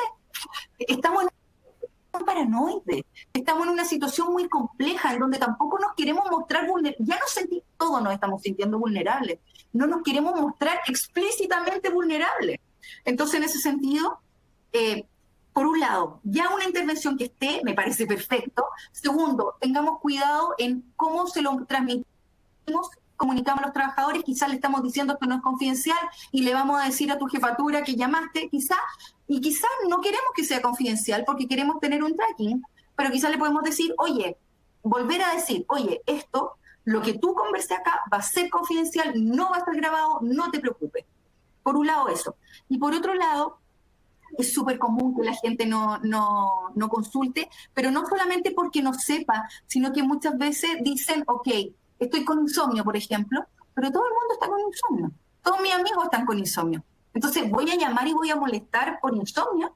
Quizás lo que sería importante es hacer una campaña comunicacional. Cuando digo campaña comunicacional no estoy diciendo nada muy complejo, simplemente un mail refiriendo, oye, quizás estos son los síntomas más comunes y si tienes esto, podrías llamar. Entonces, ya sabemos cuáles son los síntomas más comunes. Estar irritable, estar desganado, ¿no es cierto? Y tener trastornos del sueño. Yo diría que el trastorno del sueño, y por eso lo he dicho tanto, va a ser un temazo en junio-julio. ¿Sí? Y otra cosa también, que no lo comenté a raíz del tiempo, pero también va a ser un temazo la gente que ha tenido algún diagnóstico de trastorno de estado de ánimo, de trastorno de salud mental, y hoy día está cambiando su medida. Por eso también quizás sería ideal que si la persona puede llamar por teléfono para preguntar sobre eso, que yo en una campaña de comunicación en donde simplemente diga, esto es algo bien probable que te podría estar pasando y si tienes esto, sería ideal que llamaras. Ahora, si es que aún así no llegara a llamar nadie, felicitaciones igual. Es una tremenda y en sí una herramienta. En otras ocasiones, por ejemplo, de repente ponen también, no sé, a un abogado. Legales 24 horas. Pero ¿cómo nadie tiene dudas legales? Qué raro.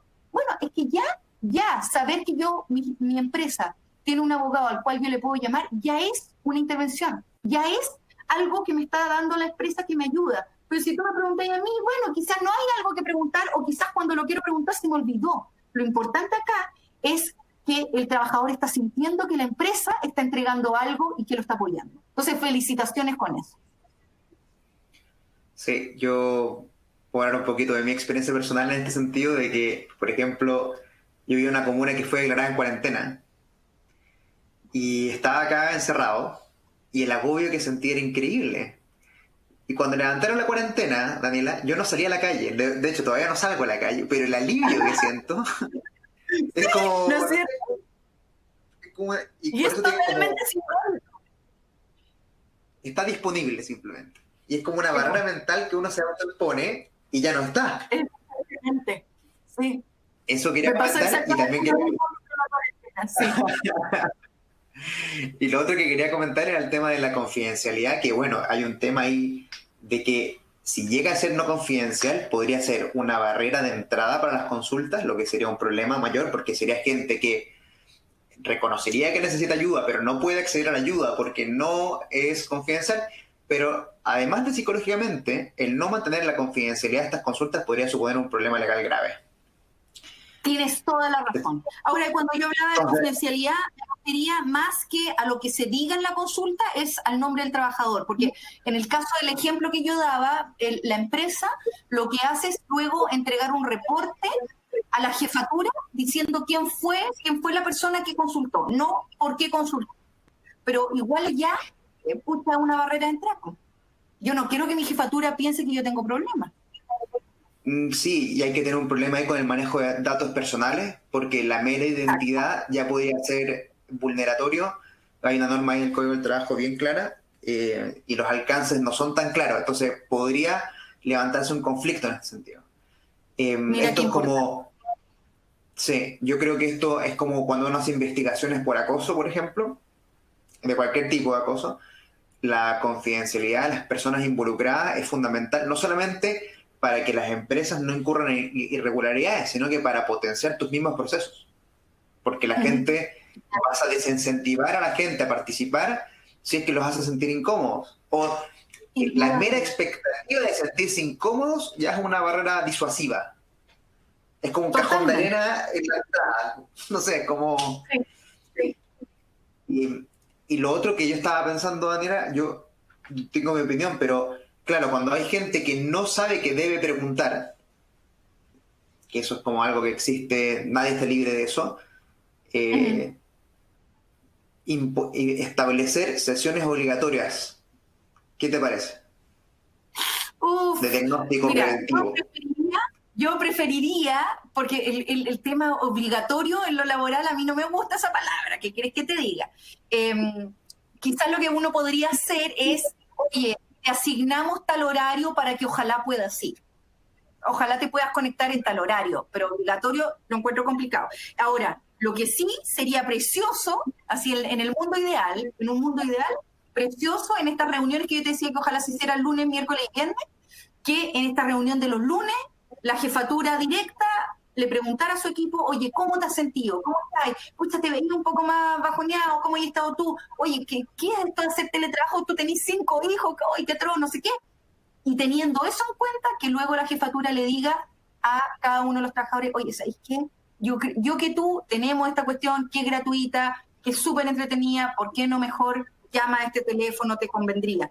Y además, así matáis 2 pájaros de un tiro. Porque por un lado está cómo la organización me está conteniendo y me está apoyando, pero además está cómo mi jefatura se está vinculando conmigo desde el genuino apoyo y la genuina preocupación. Sí. Yo preferiría eso.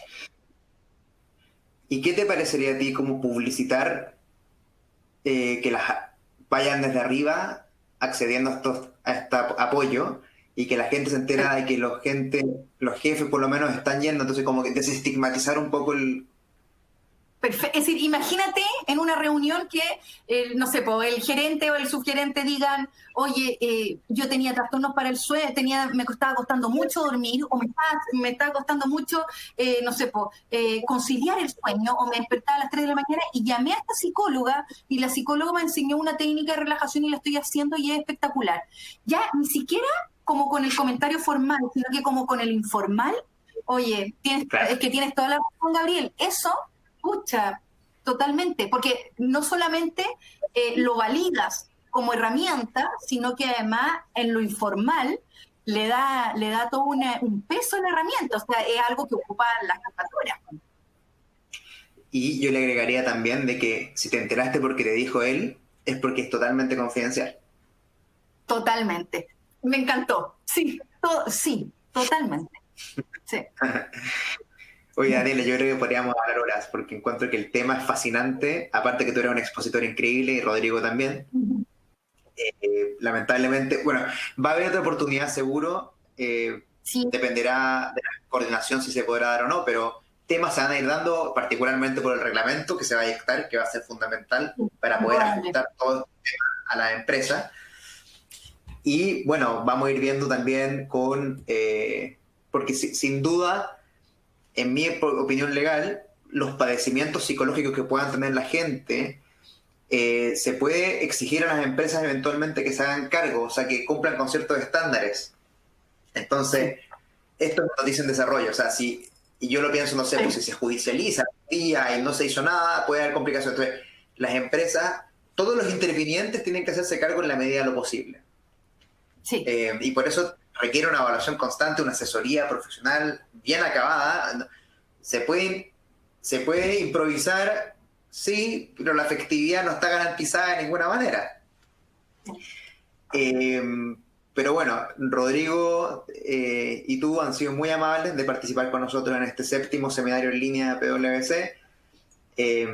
Hemos tenido una audiencia importante, hay mucho interés en estos temas y les quería agradecer personalmente su excelente participación y decir que nos veamos pronto de nuevo en otra oportunidad. Sí, claro, nos veremos. Sí, gracias, Gabriela. Gracias a usted. Gracias a usted. Para el resto, gracias, Rodrigo. El resto, ahora voy a intentar, voy a cambiar un poquito el tema y voy a aprovechar esta oportunidad con nuestros seminarios que son semanales, porque la ley corta, que se estaba tramitando en el Congreso, que venía a modificar la ley de protección del empleo, dejó de ser tan corta. Ahora se ha puesto mucho más peleada en términos de tramitación y además se ha complejizado demasiado, o bastante, dirían, rectificando el contenido. Ya no es simplemente subir las cotizaciones a un 100%, sino que está mucho más compleja. Entonces, lamentablemente, hasta hace media hora incluso, no estaba el texto aprobado por la Comisión Mixta a disposición en la página del Congreso. No está. Lo que sí tenemos es lo que ha dicho la prensa al respecto. Y la prensa, entonces, lo que vamos a hacer en estos pocos minutos que les quiero quitar más es revisar lo que se ha dicho sobre la ley corta y hablar un poquito sobre la circular del Servicio de Impuestos Internos, que ha aclarado algunos temas bien importantes, no es menor. Y bueno, como es costumbre, recordarles las comunas que están en cuarentena para la próxima semana, o sea, a contar de hoy día, en la noche: Pedro Aguirre Cerda, Quinta Normal, Ñuñoa, Santiago Norte, Santiago, la parte norte de Santiago, El Bosque, la zona nororiente de San Bernardo, la zona occidente de Puente Alto, la zona urbana de Arica, Independencia completa, Punta Arenas, una sección de La Pintana, Estación Central, Angol y Victoria. Y salieron Temuco y Osorno. Bueno, con Angola y Victoria vemos que la región de la Araucanía tiene un protagonismo particular con el tema de las cuarentenas en esta ocasión. Ahora vamos a hablar de la ley corta. ¿Qué pasa con la ley corta? Cuando se aprobó, se promulgó y se publicó la ley de protección del empleo, que es la ley 21.227, se publicó con el compromiso de ingresar a una ley corta para hacerle algunas modificaciones sobre la marcha.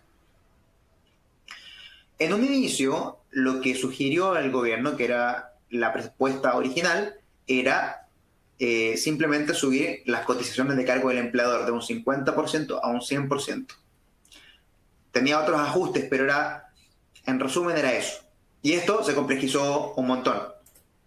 Partimos con una noticia del martes pasado de que se iba a ingresar una indicación por parte de un partido político que iba a prohibir la repartición de dividendos en las empresas y rebajar la dieta de los directores.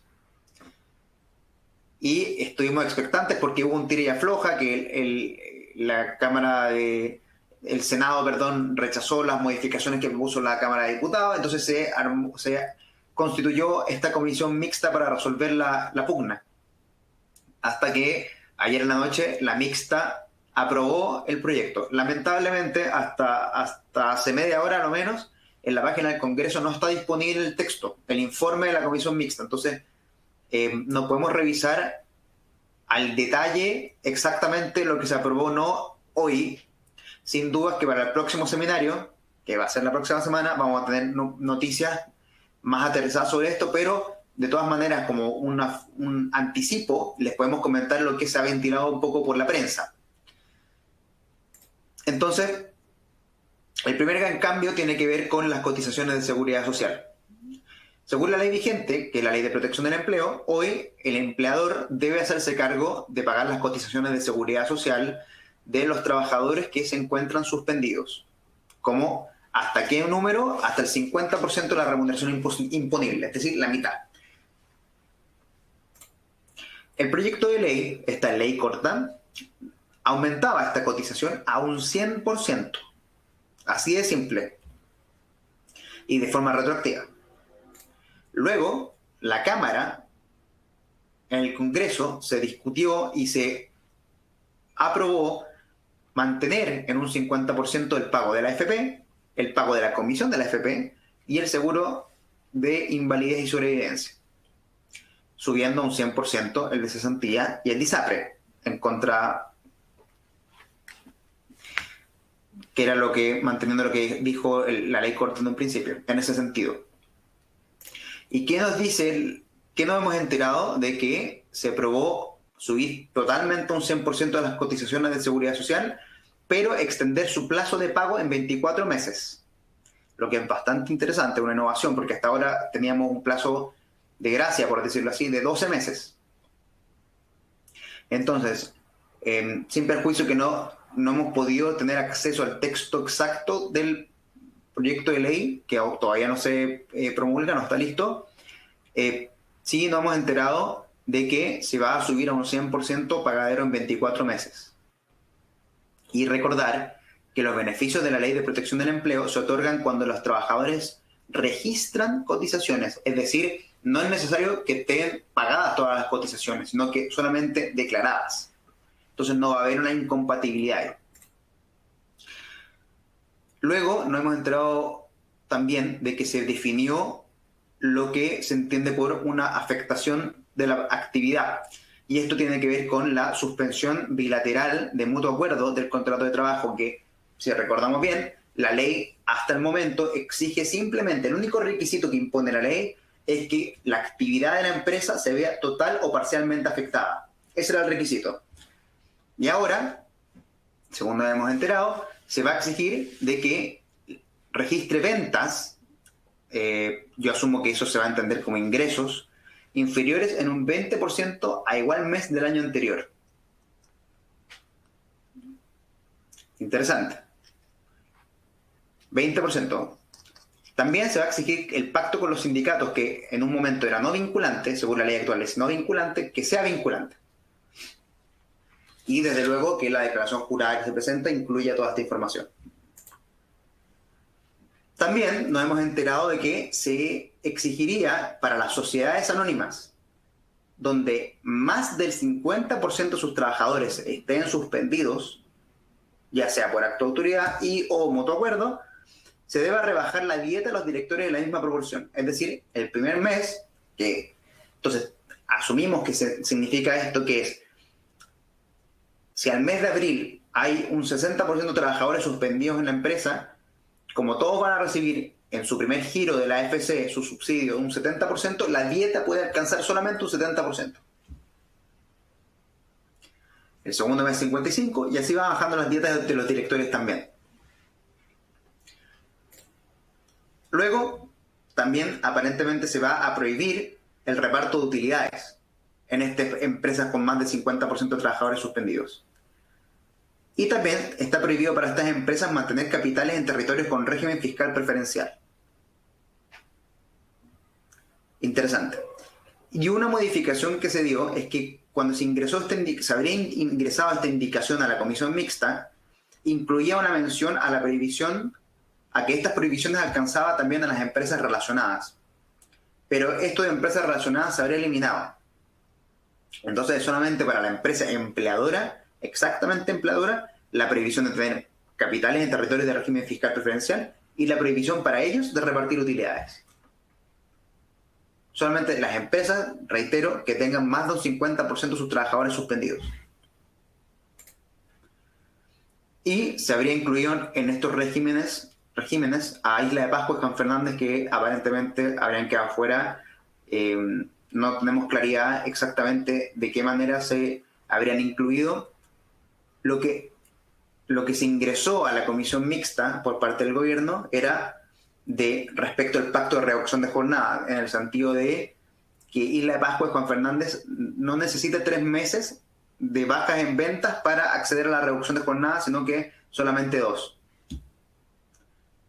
Pero por lo que no hemos enterado, no sabemos si esto se mantuvo solamente para reducción de jornada y no sabemos cuál es el alcance. Sabemos que algo pasó con Isla de Pascua y Juan Fernández. Vamos a confirmarlo apenas tengamos el texto a la vista. También se habría aprobado en la comisión mixta que en caso de suspensión, la indemnización se calcula con la remuneración previa a la suspensión, que podría haber suscitado algunas dudas. A mí personalmente no me cabían dudas por la forma en que interpretamos la ley, porque como la relación estaba suspendida, no me parecía que hubiesen dudas, pero bueno, acá está ratificado. También se habría incluido, y tenemos que confirmarlo, la imposibilidad de suspender el contrato de trabajo a mujeres con fuero maternal. Que esto, siguiendo la tendencia, bueno, no una tendencia en realidad, se interpuso un recurso de protección en este sentido ante la Corte de Apelaciones de Punta Arenas y no ha sido fallado todavía, no se ha resuelto, pero fue noticia. Entonces, se siguió esa tendencia aparentemente. Y también otra cosa que es muy importante es que se fija la manera de pagar la pensión de alimentos, que hasta el momento, como no habían remuneraciones, el empleador no tenía nada que retener ni pagar a los alimentarios o las alimentarias. Entonces, la recomendación en ese punto era informar simplemente de la imposibilidad. Ahora, por lo menos, según lo que ingresó a la comisión mixta, el 50% del subsidio de la FC podría ser embargable por alimentos. Entonces, la carga del empleador en este punto sería, en la declaración jurada que se ingresa a la AFC, se tiene que informar qué trabajadores tienen o trabajadoras tienen carga como alimentante y el monto. El monto no puede superar el 50% del subsidio. Y con esa declaración, la AFC va a transferir ese monto al empleador. Y el empleador lo deberá pagar, bueno, a la libreta que corresponda, si es que estamos hablando de alimentos. No dice nada sobre créditos, así que los créditos se van a mantener, por lo menos con la información que tenemos hasta ahora, con la obligación anterior, que era simplemente informar a las casas, a las instituciones financieras, de que no hay remuneración que retener para pagar los préstamos. Ahora, sobre la circular, salió ayer, 29 de abril, se publicó finalmente la circular del Servicio de Impuestos Internos, que tiene un par de asuntos que son bien relevantes. Lo primero es que se van a aceptar todos los gastos para evitar, contener o disminuir la propagación del coronavirus, del COVID-19. Todos los gastos, lo que es interesante. Y en este sentido se van a incluir como gasto aceptado mascarillas que se puedan entregar a los trabajadores, guantes, alcohol gel, etc. Y otro punto importante es que la entrega de estos implementos a los trabajadores no va a constituir, según la circular del Servicio de Impuestos Internos, un incremento de la remuneración. Si son entregados, solamente si son gratuitos. Entonces, lo que se entrega en especie podría, en reglas generales, constituir un aumento de remuneración. ¿Y por qué eso es importante? Porque va a estar sujeto al pago de impuesto único de segunda categoría. Pero si entrego mascarillas, lo que está diciendo el servicio es que si las entrego gratuitamente, el gasto debería ser aceptado y además no pagar impuesto de segunda categoría por ellos. Y acá hay un punto fundamental, que es una duda que nosotros habíamos planteado desde el comienzo de todo esto, que era sobre las ayudas económicas a trabajadores suspendidos, que la versión del Ejecutivo que nos entregó el subsecretario la vez anterior era que en el espíritu de la norma estos deberían ser autorizados, admitidos, y ahora el Servicio de Impuestos Internos dice que van a ser deducibles como gasto. Y fue más allá del servicio, porque definió estas ayudas como remuneración directamente. Se puede pagar remuneración. Y esta puede ser deducida como gasto siempre y cuando no se haya podido... O sea, a alguien que no trabajó y se le paga su remuneración y no trabajó, ya sea por fuerza mayor, o suspensión u otra causa atribuible al COVID-19, esa remuneración igual sería gasto aceptado. Entonces... ya la interpretación sobre si estaría permitido o no permitido estas ayudas económicas sería dilucidando. Y es interesante que hable de remuneración. Yo creo que la ayuda económica no tiene que ver con una remuneración, pero viene ahí porque por lo menos aclaró que no sería una donación, por lo menos. Lo que habría incluido cargas impositivas adicionales, ¿cierto?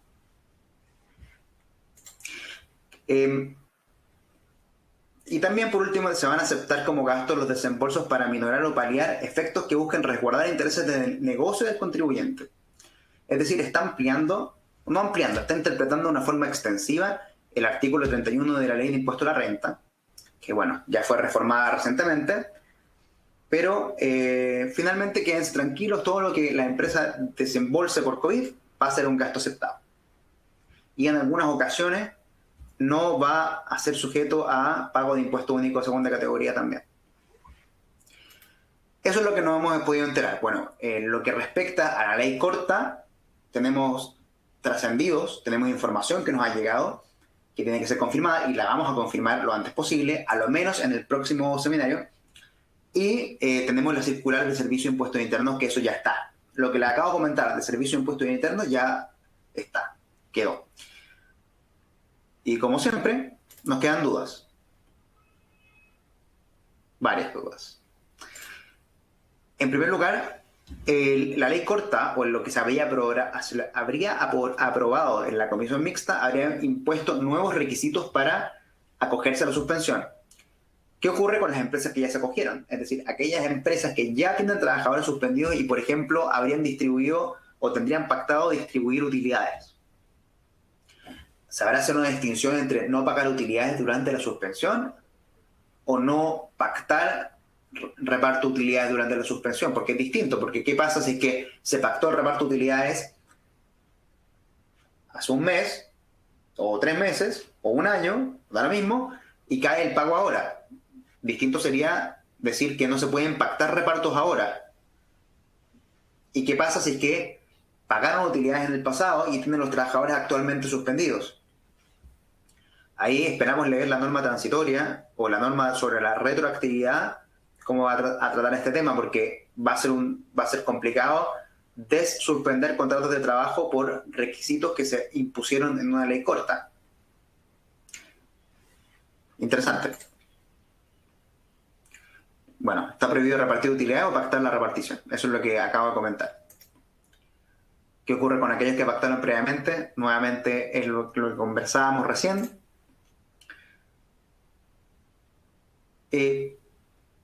Una duda, bueno, empleables deberían asumir el 100% de las remuneraciones con fuero, porque claro, la ley corta aparentemente va a incluir, o por lo menos hasta ahora va a incluir una norma que impide la suspensión de contratos de trabajo de mujeres con fuero maternal.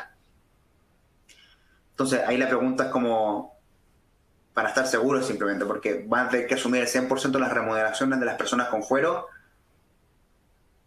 o el sueldo fijo, o la respuesta es sí, simplemente. Aunque tenga cero actividad. ¿Y qué pasa si la persona tiene afuero y está suspendida de antes? ¿Qué tiene que ver con las preguntas anteriores? Aparentemente también ahora la consulta al sindicato sería vinculante. Entonces, ¿qué pasa si el sindicato no responde la consulta de la empresa, por ejemplo? O se niega a la suspensión de reducción. ¿Sería un nuevo límite a la suspensión del contrato? Otra pregunta. Y una pregunta que no se ha aclarado todavía, que tiene que ver con el artículo 22 de la ley 21.227. ¿Cuál es ese artículo? El que dice que aquellas empresas que están financiadas por programas íntegramente financiados por la ley de presupuesto quedan exentas. Nos gustaría saber los límites de esto. O sea, hay empresas que tienen un poco de financiamiento de estos tipos de programas, o parte de la labor está financiada, no todo, entonces quedarían automáticamente excluidas. Es una duda o una aseveración que me gustaría encontrar o que se pudiese aclarar. No lo hace esta ley. Esperamos que lo haga el dictamen. Y por último, como ya hemos conversado en otras ocasiones, el gran tema de la gratificación, si se debe continuar pagando o no. Que hay ahí lecturas para ambos lados, sin duda. Se nos está acabando el tiempo, así que, bueno, agradecer la participación de todos ustedes en este 7º seminario en línea de PwC. En esta ocasión contamos con la excelente participación de la H, de Rodrigo Pinto y Daniela Campos de la H, quienes nos comentaron sobre temas de ergonomía en la forma de prestar servicios de teletrabajo y temas de riesgos psicosociales y psicológicos en la prestación de servicios de forma remota o teletrabajo en tiempos de COVID-19. Y luego intentamos hacer un repaso de una noticia que salió hoy, de algo que se aprobó ayer, pero que lamentablemente aún no está a disposición del público en la página del Congreso, el informe de la Comisión Mixta, pero se trata de la ley corta que se está tramitando, que se está cargando con nuevas normas, entonces dejó de ser tan corta, de cierta forma, y la circular del Servicio de Impuestos Internos que habló sobre gastos relacionados con coronavirus, COVID-19, que trajo algunas aclaraciones. Bueno, habló obviamente de impuestos, pero trajo particularmente una aclaración en temas laborales que tiene que ver con la entrega de ayudas de parte de empleadores a trabajadores suspendidos, que de partida la define como posibles remuneraciones e incluso, bueno, y dice que van a ser aceptadas como gastos. Vamos a ver la aplicación laboral, porque una cosa es lo que diga el servicio y la otra cosa es lo que va a decir la Dirección del Trabajo y los jueces de letras en última ratio. Está pendiente que bueno, el dictamen del teletrabajo habla sobre la asignación de gastos de internet y gastos por teletrabajo, pero nos falta todavía una manifestación, un pronunciamiento de parte del Servicio de Impuestos Internos referente a si la entrega de esta asignación va a ser no renta para los trabajadores. Nos falta esa definición. Ya sabemos que va a ser aceptado el gasto por COVID, por teletrabajo, por el dictamen y por en la circular, pero nos falta claridad para poderse sostener de que va a ser un ingreso no renta para el trabajador, por ser una asignación. Y de todas maneras, todo esto lo vamos a ir dilucidando a medida que tengamos las fuentes formales, oficiales, que nuestra revisión es técnica, así que vamos a ir aclarando conforme a la información oficial que vayamos teniendo acceso. Y los dejo invitados desde ya al seminario que se va a hacer el próximo, aparentemente, viernes 8 de mayo. Espero poder tenerles noticias más concretas sobre lo que estamos conversando. Y agradecer su participación. La audiencia de hoy ha sido excelente. Hemos recibido un montón de preguntas que las voy a intentar aclarar en la próxima sesión. Obviamente estamos apoyando a todas las empresas que así nos requieran con nuestro programa de acompañamiento laboral COVID, que es sucintamente estar a disposición para resolver dudas, informes, charlas que se necesiten, y todo eso ha sido bastante ventajoso, y que estamos enviando los informes inmediatamente o apenas tengamos la información, y eso está a disposición de ustedes también.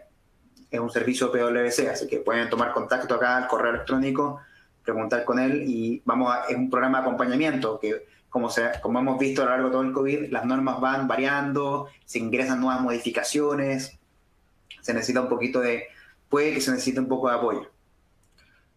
Y eso, agradecerle su participación una vez más. El seminario hoy estuvo excelente, en contenido, por supuesto, y en invitados. Y nuestro compromiso es estar cerca de la comunidad, ofrecer información técnica y fidedigna en esta época de hiperinformación, para así contribuir a la estabilidad, a la confianza, y a que la nueva normalidad, que es el concepto que se está utilizando, sea implementado de una forma efectiva, lo menos traumática posible y lo antes posible también, por el beneficio común, el bien común, el beneficio de los intervinientes en el mercado de relaciones laborales, que es nuestro scope como área de servicios laborales de PwC. Y ese es nuestro compromiso en esta serie de seminarios gratuitos en línea y abiertos. Ya llevamos 7, el 8º va a ser sin duda un hecho, así que vamos a estar en contacto por nuestras redes sociales de PwC Chile y, bueno, en mi LinkedIn personal también, Gabriel Halpern-Mager. Voy a ir compartiendo la información que va saliendo a este respecto, y cualquier duda, continúen enviándomelas como hasta ahora para resolverlas en los seminarios y hacerlo aún más nutritivo para todos. Muchísimas gracias a todos y que tengan un excelente día.